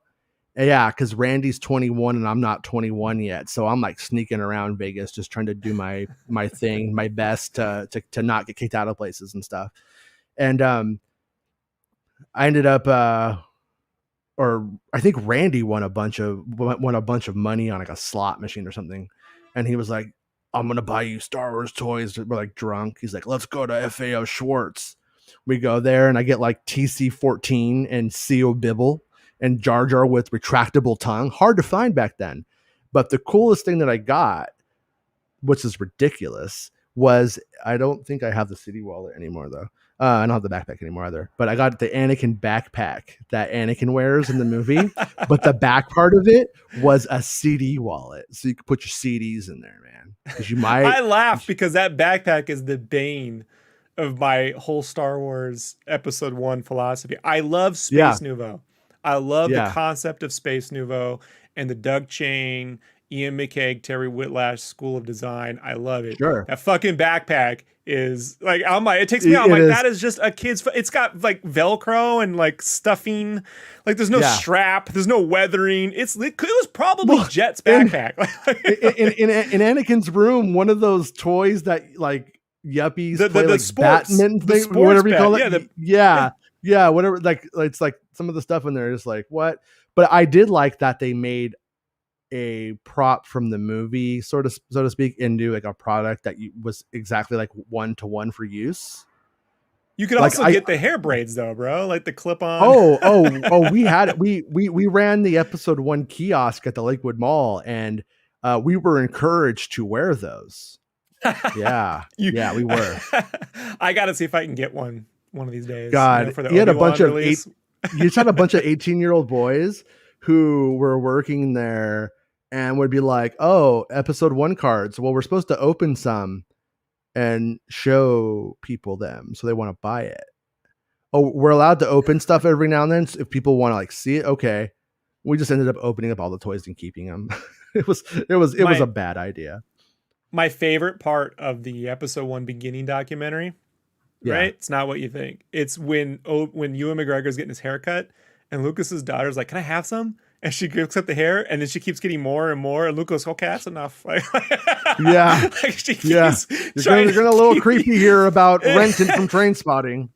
And I'm like, this is in the documentary? Like, I didn't pick up on that when I was 19. Yeah. But over the years, I go back to that scene. I'm like, what is Ewan thinking when this girl is like, just like, I gotta get all of Ewan's hair? he's thinking, hey, I'll shave my body. I just want to be Obi-Wan Kenobi, please. But she's like, Sam Jackson doesn't have any hair, so Yeah. So yeah, I'm just trying to remember if there was anything else that was like, was there anything else that was super fascinating to you in the article? Because I think we were his depictions of what he thought the Gungans should have been were an interesting take. How he sort of likens how they should have been more on a Native American vibe versus just, like the culture itself seemed more stereotypical rather than something that they would have honored more, I think is the idea. Like if they had gone about it the way they would have designed something. Yeah. And that's subjective, but I can see where he's going. Now in 2021, we could be like, oh, you're just going to appropriate Native American culture for Star Wars now? Like, you know what I mean? Like, right. nothing, like context shifts, man. Like context shifts every 20 years. It's a completely different world than it was. I know some people think it isn't. Like, they're like, oh, technology isn't that different from 20 years ago. I'm like, you got your effing mind? No. That's like one of the things when I was, like doing like work in college, I was like a grad student, like working with undergrads and stuff like that. I constantly had to remind them like this concept of being a presentist. And that's like when you judge someone by the standards of today. It's like the people that you're judging, some people should be judged horribly within the context of history for sure. And that's not what it means. It means like, what was the norm? You need to look at what the norm of the day was and then judge them based off of that. And then you could still say it's not appropriate for today. And I think you have there was that clip going around, was it Carl Sagan, kind of criticizing Star Wars for being like way overly white and not looking like our world. And when you get out into space, you're going to have all these blue people and pink people. And like, here we go, we have a movie and it's homogenous. And I think it's a fair, especially with A New Hope, a totally like fair criticism. At the same time, I don't know if you could have got Star Wars made if it was more radically diverse at the time, which sucks to say. But I think that, you didn't really see that too often. And just the fact it got made is amazing. But it doesn't excuse it. You know what I mean? It doesn't like let it go, but you also, if you're going to criticize it today, if you're going to jump on the Carl Sagan stuff, and which was a valid criticism then and is now, but at the same time, what did movies look like in 1977? And what I take Smokey away and the from Bandit. Yeah. What I take that was this. What was this is the I always say this is the Schmodown question to win. Is Star Wars was the highest grossing film in 1977. What was the second highest grossing film of 1977? It's probably something like Annie Hall or something. That Smokey and the Bandit. Smoking the Bandit. Okay. I'm stupid. But people don't realize how big that film was. And had Star Wars not come out, Smokey and the Bandit would have been the highest grossing film in 1970. It beat Close Encounters. And like Dukes of Hazzard with the Confederate flags, like the hugest freaking TV show like in the early 80s, you know? It's like completely cool that it's like that. And like that's one of those things right there where I'm like, was that cool then? Nobody was saying anything about it. But it was, you know, that's one where I'm like, that's one of the ones where I'm like, that's unforgivable. Well, 2 episodes ago, 2 episodes on Fat Man on Batman, Mark Bernardin was talking about his childhood. Yeah. And he said he loved, it was this idea of if you had any item in your own personal Batcave from your life, what would it be? And Mark goes, when I was a kid, I loved Dukes of Hazzard. Mark Bernardin's a black man. Yeah. And he goes, I love Dukes of Hazzard. And the General Lee was my favorite. I made those model. It was my favorite show. I had the Big Will. And Kevin goes, aren't your parents like, they were like, didn't they? He's like, yeah, my mom was a radical. She marched, she did the whole thing. And they're here looking at their kid playing with this Confederate flag. But I love that car. And I get it's a contradiction, you know, but that brought me so much joy that's like his Rosebud in a way, you know, like it's so weird. It's weird because like that, I remember like as a kid, I had the Big Wheel. I loved it. Like it was my favorite thing. I rode that thing up and down the street. Like I loved it.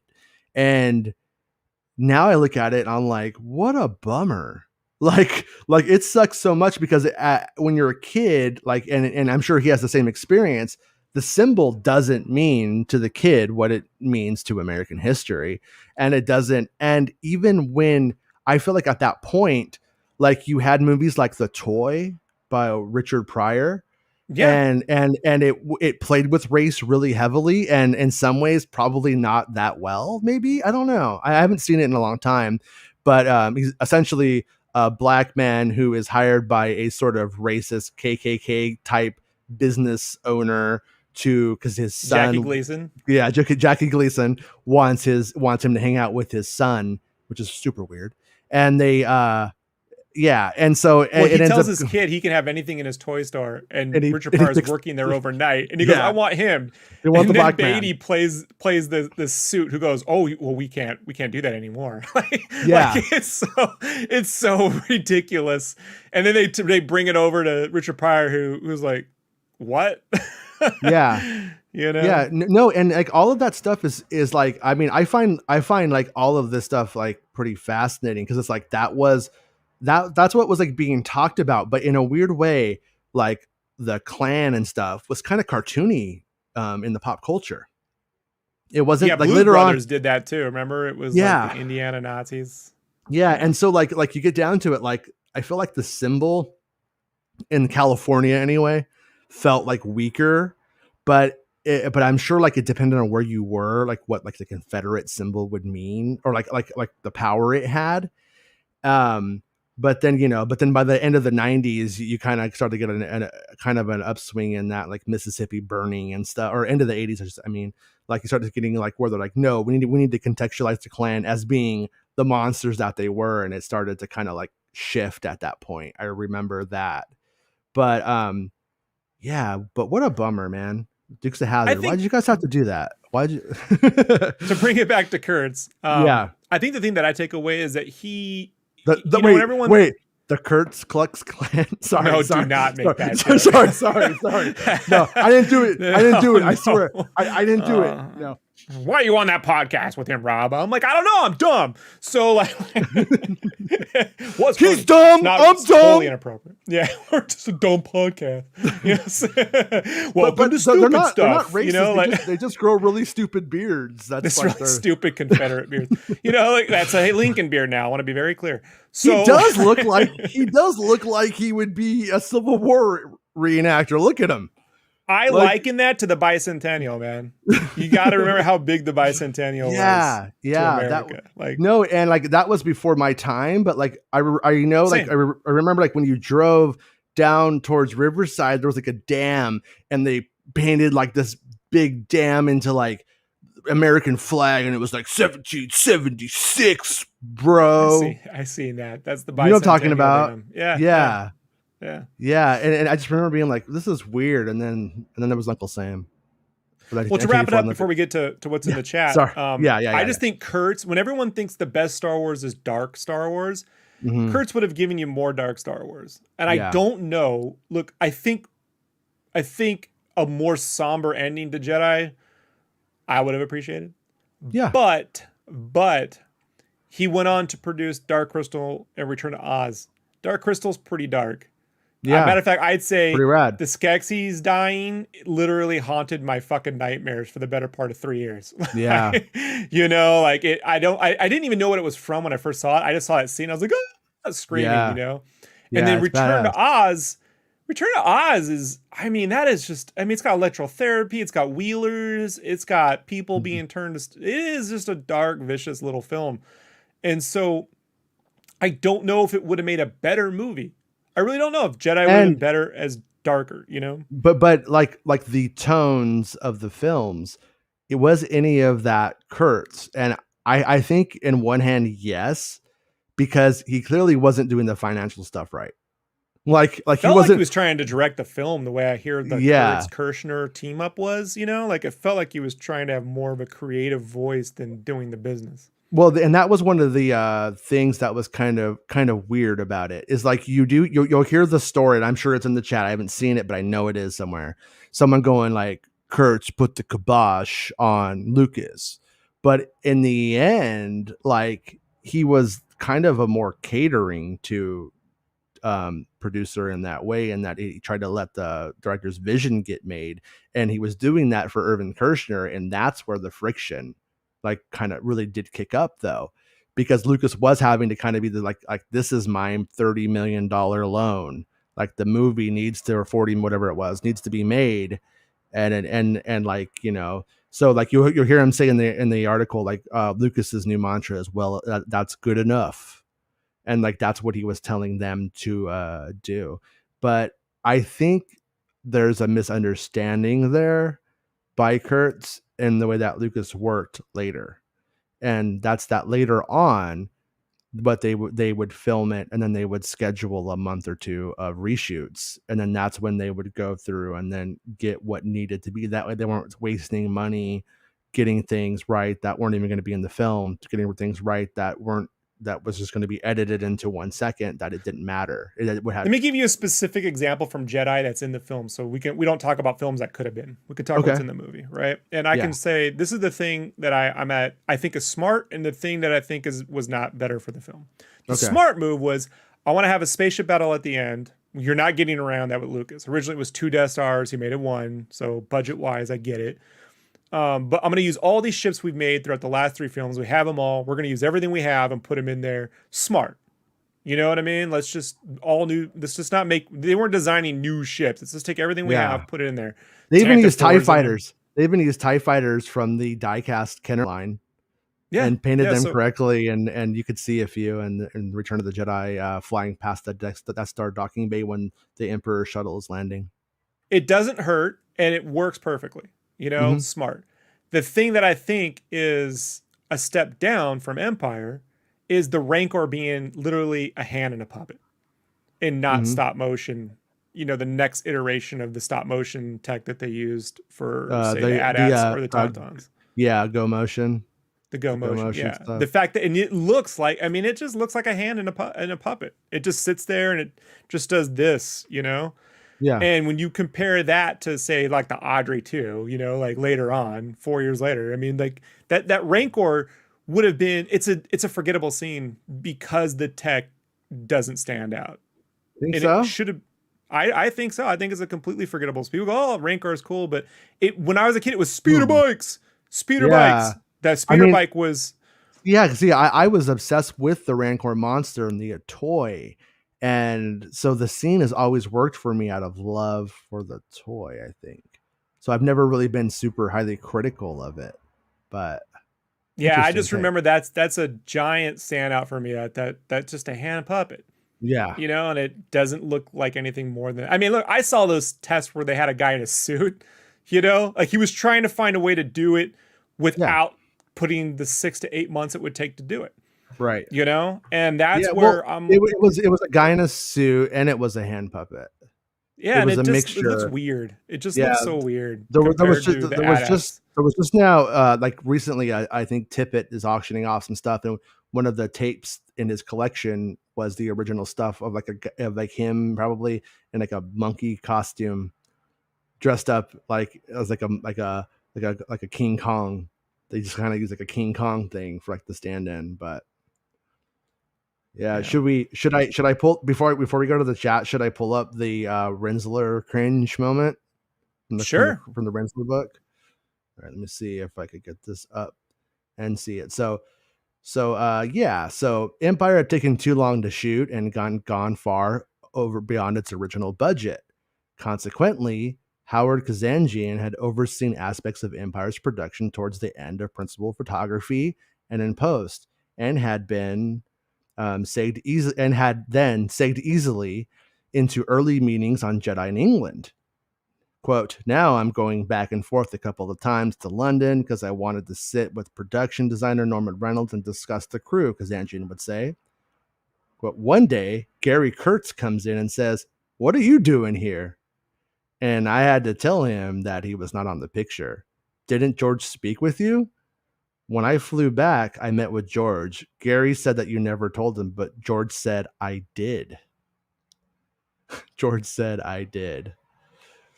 So that is a real that's like a huge cringe moment. That's like Michael that makes Gary Kurtz sound like Michael Scott. Right. You know, or even the Ricky Gervais dude in The Office who gets fired and still shows up to hang out with everybody. like I'm like, was that one last Lucas FU? But it's Kazanjian saying it, and he's not like he's like he kept making movies from working for Lucasfilm, so I think he was telling the truth. But that's so I guess the question becomes: is did Lucas tell him or not? But that story, when I read it, I was like, ew. Like when you read the whole book or you read all of Making of Empire, and there's like all these moments that are just like where all these mistakes are being made, and the whole like the cast hated or disliked Gary Kurtz. Like Leia was getting, or Carrie Fisher was getting sick from the snow. There was just all of these things that were like overlooked that, you know, was not accommodating for the actors. They weren't happy with them. So, but when it goes to show up to Return of the Jedi, that's the one where I'm like, did he get the ticket from Lucasfilm, or did he just go like, nobody bought me the ticket, I'm just gonna go buy the plane ticket?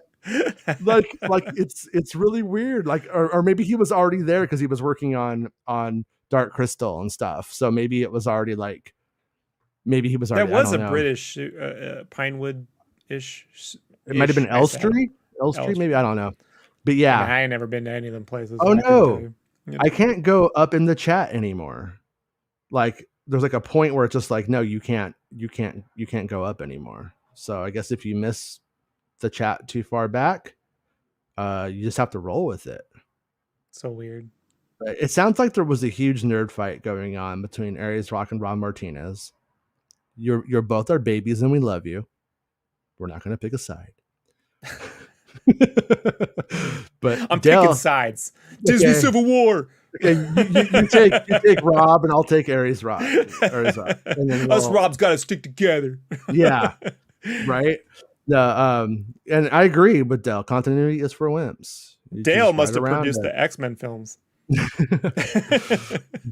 Rob says, do you know why Kurtz didn't return for Return of the Jedi? Because he and Lucas butted heads, which was a good thing. And one day when you read the exchanges between the two of them, you'll understand why.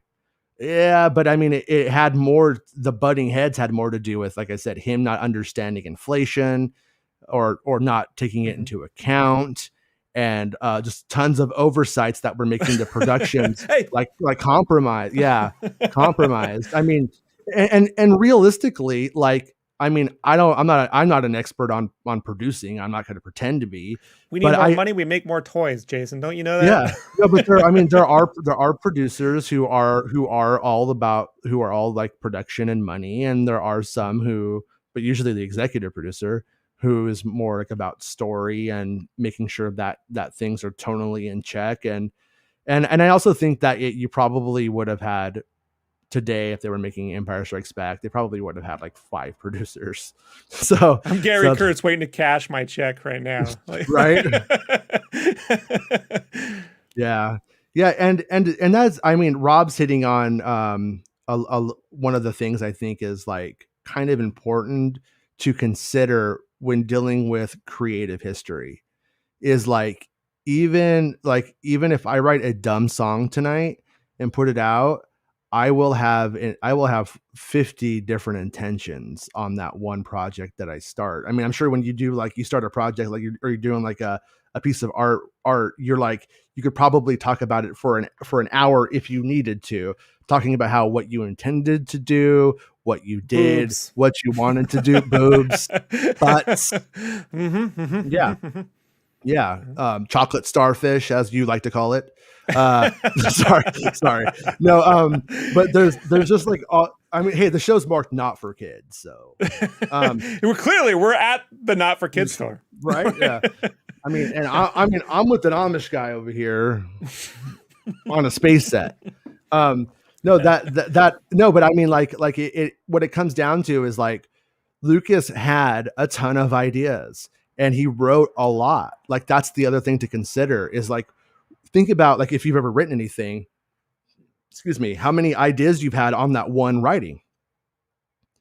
Just writing one thing, how many ideas that don't make it in different directions. Well, Lucas wrote several drafts of every Star Wars movie ever, and it's the Anakin Starkiller script where he's the hero and it takes place on one planet and Vader's a general, and there's the Kishiak battle sequence, there's everything's in that thing, and that's a whole different film. And then you will have Lucas sending a letter to the guys from Lost going, yeah, I made it up as I went along too. Good work. And it's to an extent, that is true. So it's I think that there's competing narratives, but I don't think that it doesn't mean that they're both wrong.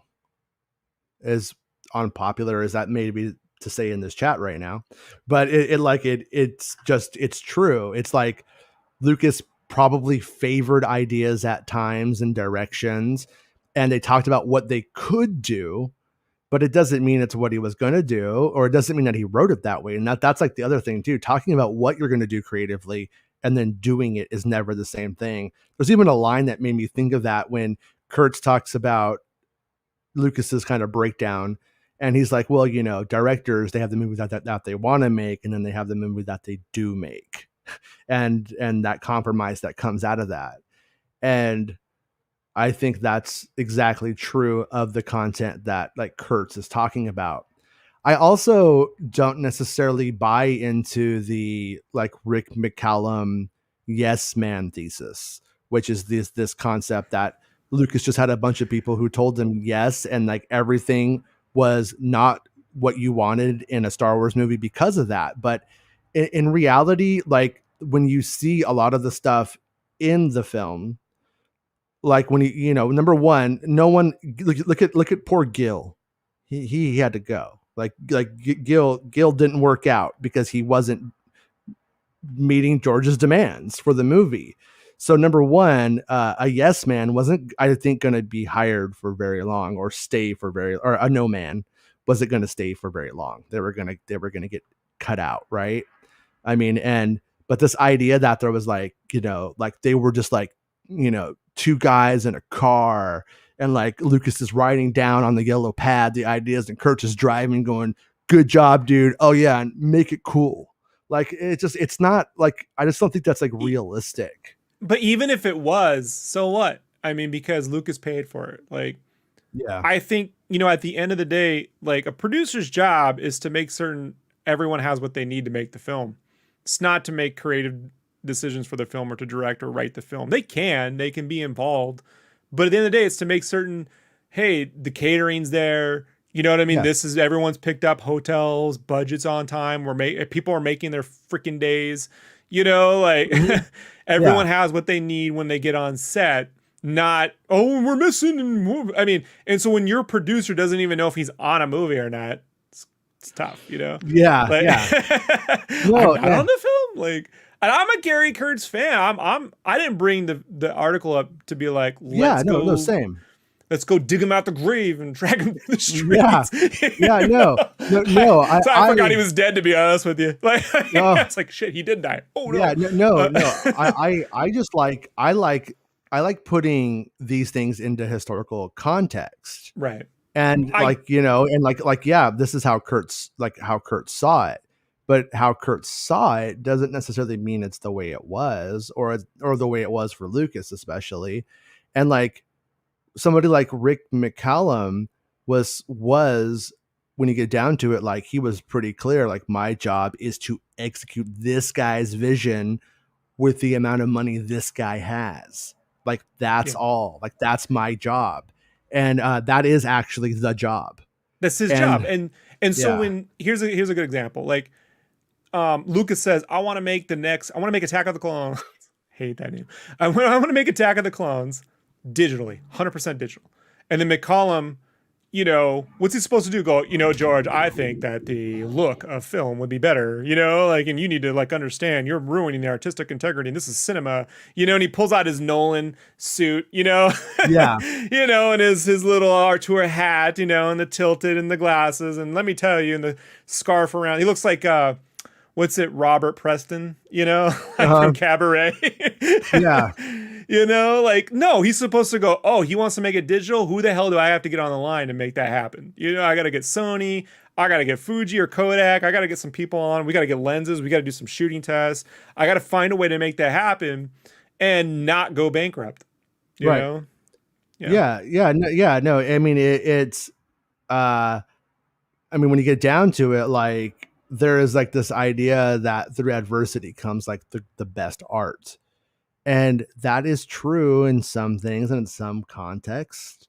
But at the same time, I mean, like that's not always true. Like I like my example is if you take Freddie Mercury and Queen and give them a shitty studio and bad instruments and no production, they're not going to make Bohemian Rhapsody. They're just not. Like, you know what I mean? Like that needs nothing in the way. And the prequels, love them or hate them, I think represent a different vision of a trilogy than the original trilogy. I think there was a different mission by the creative in that time. And you know, you look for answers, but I think that, and you want to say it's the producer, it was Gary Kurtz or it was Rick McCallum. That's the difference, man. No one was telling him no, but I don't think it's that simple. I think it's that, like, I think that Kurtz hits on it when he says, we wanted to go see Flash Gordon and there wasn't one. So there you go. We were going to do it. And like, that makes sense. But then there's a literal Flash Gordon shot in The Phantom Menace. Mm-hmm. When the opening shot where Padme's her little thing that she talks her wiggle mirror thing. That's Ming the Merciless's. Yeah. That's literally the same effect. Like, that is the literal effect. I mean, aside from the scroll, obviously we all know the scroll. Right. But I'm like, he still kept that in there, you know? Like, it's, and then in Attack of the Clones, when she has like the Flash Gordon rocket ship version, the chrome single rocket ship version. Yeah. So like, that never goes away from Lucas's standpoint. No, and Lucas never intended for Anakin to be a kid. Well, the pre-merger with Vader version of Anakin wasn't a kid. The post-merger version had to become Obi-Wan's student. What if it was 12? Well, yeah. I mean, I can't remember there's like a psychologist, and he was used supposedly for some of the stuff in The Empire Strikes Back, you know, to like really understand if kids were going to accept what was going on with, like, I am your father, and like, you know, what's this going to hurt kids and stuff like that. And they were supposedly worried about it, but Lucas goes down the academic road here, and in it, he ends up digging up things about mothers and separation and what makes somebody not be able to let go. And he came to the conclusion that if he wanted to be real about it, if he made him too old, he would be able to let go. So how do you give? So that's why he picks that really young age for Anakin. I remember reading about it, the casting call that was going out in Star Wars Insider, and it's saying like 9 years old, and I was just like, what is this? Are you serious right now? And I was kind of like, really? But it was kind of good because it allowed me to get over it. By the time, you know what my theory was at the time, my little fan theory was, after seeing The Phantom Menace, this is like me trying to like make Lucas seem really smart, right? I go, okay, so he don't have a father, so the Force created him. All right, so that means he could end up being like a teenage Vader. He doesn't actually sleep with Padme. he like touches her and she gets force kids or something. Like, you know what I mean? Oh, Like right. So he's kind of the father, but from a certain point of view. Like he wills the kids, you know what I mean? Like it does. And there's some weird multiverse thing where that actually happens, that Luke and Leia become like magic kids. You know, like Force twins, like the Wonder Twins. I'm not paying child support. It was my midichlorians. It's not my fault. It's not my fault. Spoken. My father would understand that. Like, yeah. But yeah, it's just, I think the real shame of the Anakin being a kid thing is that there's just this whole thing that has to exist in between the films that couldn't have gone into. I mean, had A New Hope in Luke when he was 12 and then the next movie he's 20, you're going to feel like you missed out on 2 movies worth of stories, you know, and that's sort of the shame of it all, you know? You know, one thing, just like kind of like looking at the chat here, like, you know, like Rob is saying Kurtz helped lock down details. And that's kind of hard to like really like to quantify like the truth of it. But at the same time, I think you could be right. And at the other hand, like as Lucas becomes a superstar, the ability for him just to go and be like, hey, I need, you know, a writing peer group here. Like it's not the same.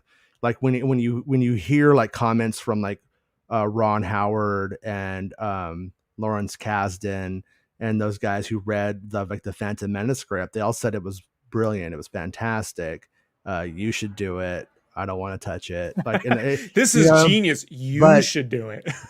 but that's and that's right. Where I'm going with this was they either were like, I don't understand how this guy makes this happen, but he does, so I don't question it, or this is George fucking Lucas. Like, I'm not going to tell him his stuff stinks. Like there could be that yes man thing in that kind of way, but at the same time, I don't really see like Frank Darabont doing that. I kind of see Frank Darabont.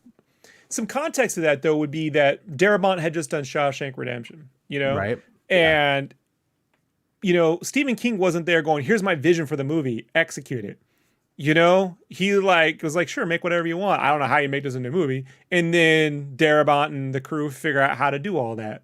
Yeah, Lucas had a pretty specific vision for what he wanted to do with that film, one way or the other. So talking to any director, look, man, it's as an artist. I mean, if you ever get someone, man, who says, I want you to write me a song for my wedding, and it's about love, you know, you do music, you should write the song for my wedding, and here's all the things that should be in it. And you're like, it's fucking everything, man. You know what it actually reminds me of? It reminds me of 2 things. It reminds me of when somebody's in the room and I've written a song and then they think they're like the co-writer and like they were just there. And then even on the Making Star Wars stuff, a couple of Klingons just were around and like were like thinking that like they were somehow responsible for all of the stuff that I'm doing. There was some integral player and like they like literally weren't there for any of it. And it's just like, where the fuck are these people? So I could kind of sympathize with it. I could kind of sympathize with in the dumb. I'm like the dumb George Lucas. No, I could understand that like that side of it, and so I'm not sure if that's what Kurtz is or not. And like that's I think a really great like question that maybe could be. I don't know if it can be answered now, but maybe it could be answered through historical documents and stuff like that. But we've never seen like a page in the notebook where it was like Kurtz's notes to Lucas and then Lucas taking the notes. We never seen any of that. And we don't know like exactly, it's almost shown as being a partnership by Kurtz. But and not just for Star Wars, but not just for Star Wars. It doesn't exist on American Graffiti and it doesn't exist on THX 1138. Mm-hmm. I mean, if he was going to have a big creative hand in anything, it would have been THX. Yeah. Like, you know, that seems to me like when Lucas was thinking about making THX 1138 in Japan, Gary is like, man, I don't know how are we supposed to do that, you know? And I gotta talk to the Japanese government and they don't want us doing anything, you know? Yeah. Like, you know, so I mean, a producer's job, I could just see at some point it feels like Kurtz wanted to direct or have more of just a creative and less of a bookkeeping situation. Yeah. If that makes any sense. And there's like a lot of fighting going on here in the chat, which is actually a fascinating discussion, by the way, even though you guys should be nice to each other. Please, guys. But with that in mind, I think it's important to never put too much, to like never take away from the writer and the director, but then also not to give all the credit or all of the emphasis of why onto like one person. The director is ultimately responsible, so it's kind of the winner takes all kind of position. When the film is great, then that's the hero, and when the film sucks, they do. Like that's kind of like that. Ridley That's Scott how is famous for saying that. Like, you know, yeah, he got it from me. He got it from me. Yeah, well, obviously, Jason, you know what I mean? Like, yeah. Yeah, that's the thing. Like, if you don't like The Last Jedi, can you tell me who, can half these people say who produced it off the top of their head? You know, are they blaming him? You know, I know who, but are you blaming Ram? No, you don't even know. Right. So, I mean, who produced Anchorman 2? Who did it? You know, because I was let down. No, and I mean, and just to like kind of take it like on the side, like you'll hear people who will like shit talk the prequels, and they'll talk about like the design, and it's like once they say that, I'm like, you are a moron, because if there is anything that is just fantastic in the prequel films, it's design. It's in fact maybe even over designed. If that was the argument, I'd be like, sure, maybe maybe there's something to be said about the idea of the character and then having to put it together with real world junk and parts and gluing stuff to it. Pre-production on episode 1 starts in 94. Yeah. They don't go into production until the 98, the tail end of 97.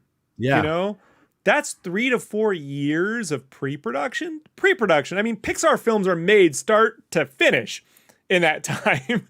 Like, and that's just for one film. It's not like he designed all 3. You know, they like that. It's just so crazy to me, like how much design work was done to figure out what the first film was going to be. Right. It's amazing. And like, there's like a lot of fighting in the chat. I'll probably like get in the mix because that's what I like to do. In the comments on YouTube, I think I opened up a hornet's nest, Jason. I'm sorry. No, I love it. I mean, it's fun. I like that people are getting passionate.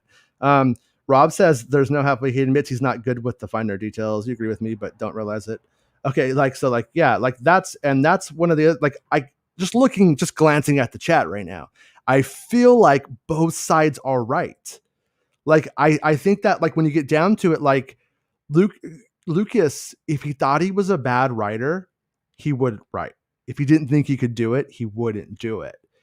But does he admit he's not the greatest? And does he admit that it's a struggle? Totally, he does. Like he says that. And his idea of but I think that's kind of where the disconnect comes in when you have like mainstream Hollywood films that Lucas was making a mainstream Hollywood film, but it's not. And it's not. It's an independent, most expensive independent film ever. Yeah. Made. But it at the end of the day, it comes out and it is.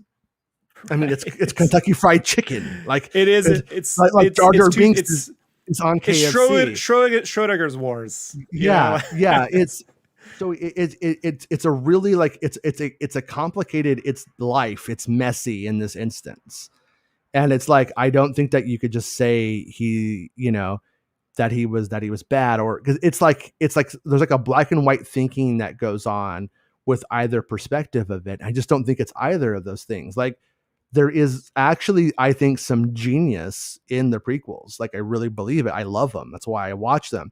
I also think that there is some obviously cringe-worthy moments and things that you're like, what drugs were you on, Mr. Lucas? Like when you came up with this idea and stuck to it for years.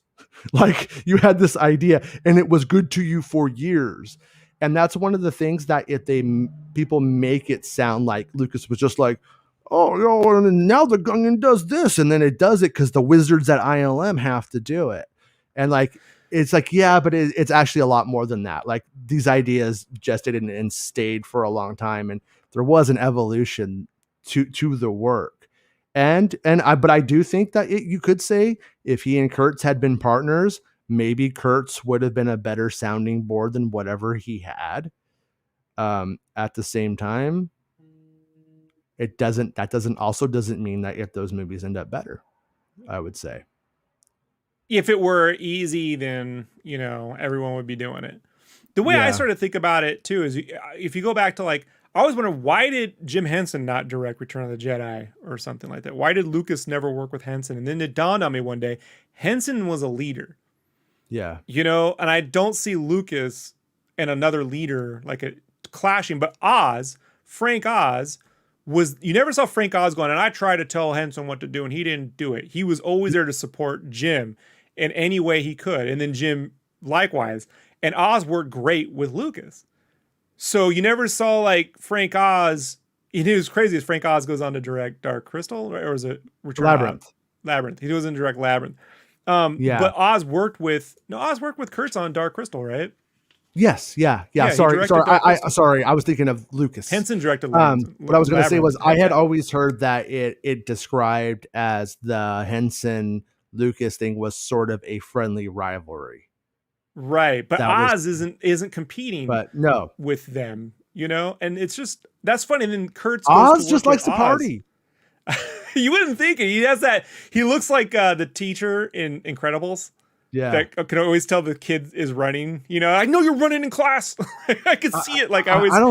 I'm probably totally wrong, but I can just kind of see like Oz, you're somewhere and you think it's going to be like you're on the boat at Disneyland. And he opens up his jacket and he's got mezcal or something. I just think he would prophylactic. Yeah.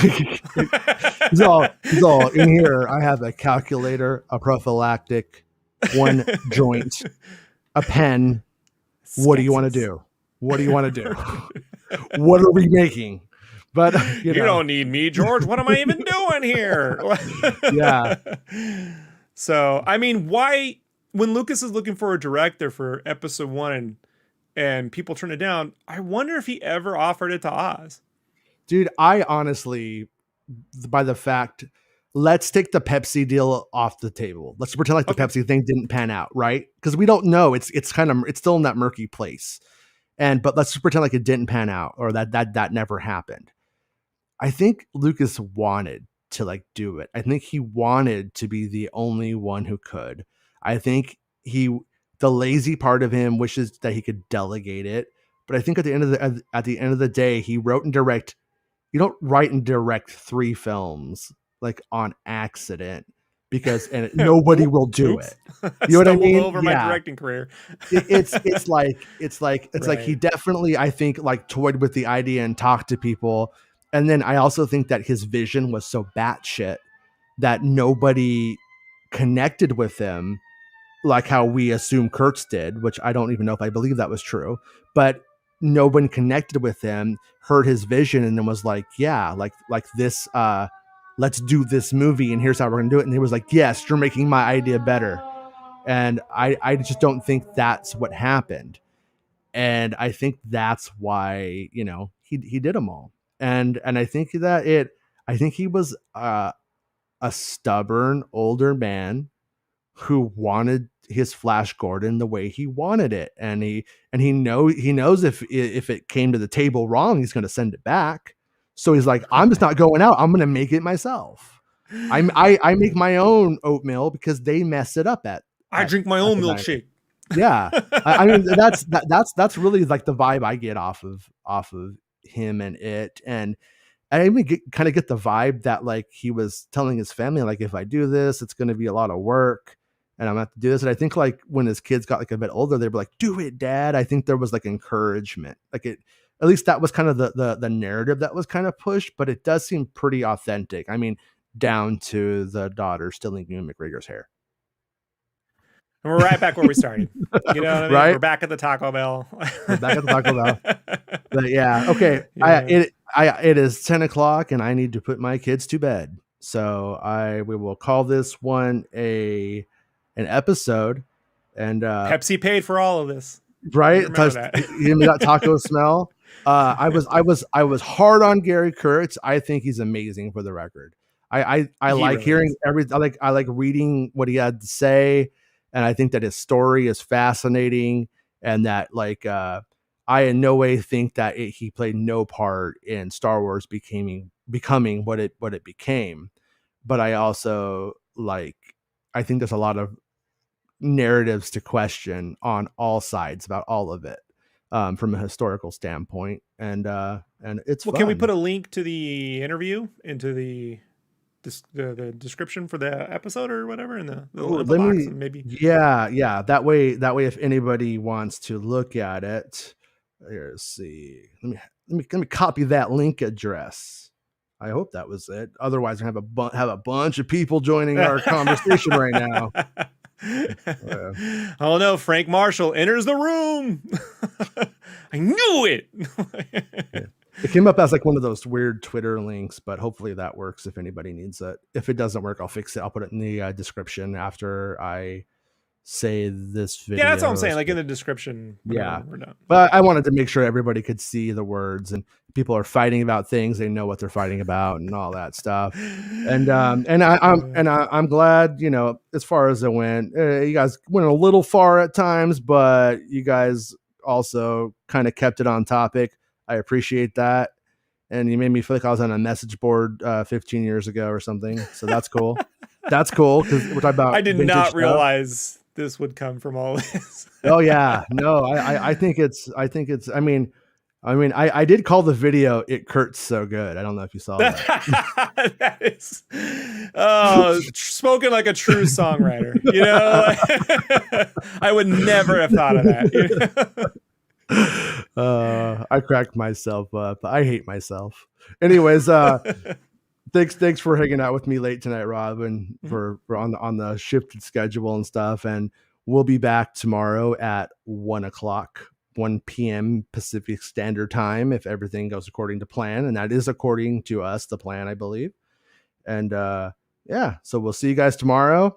Keep the discussion going in the chat, and I'm going to try to get to it. I want to see everything I missed. I want to see what the big fight is, and maybe we'll make a part 2 of this if there's something I'm like, this is a big thing we need to hit on.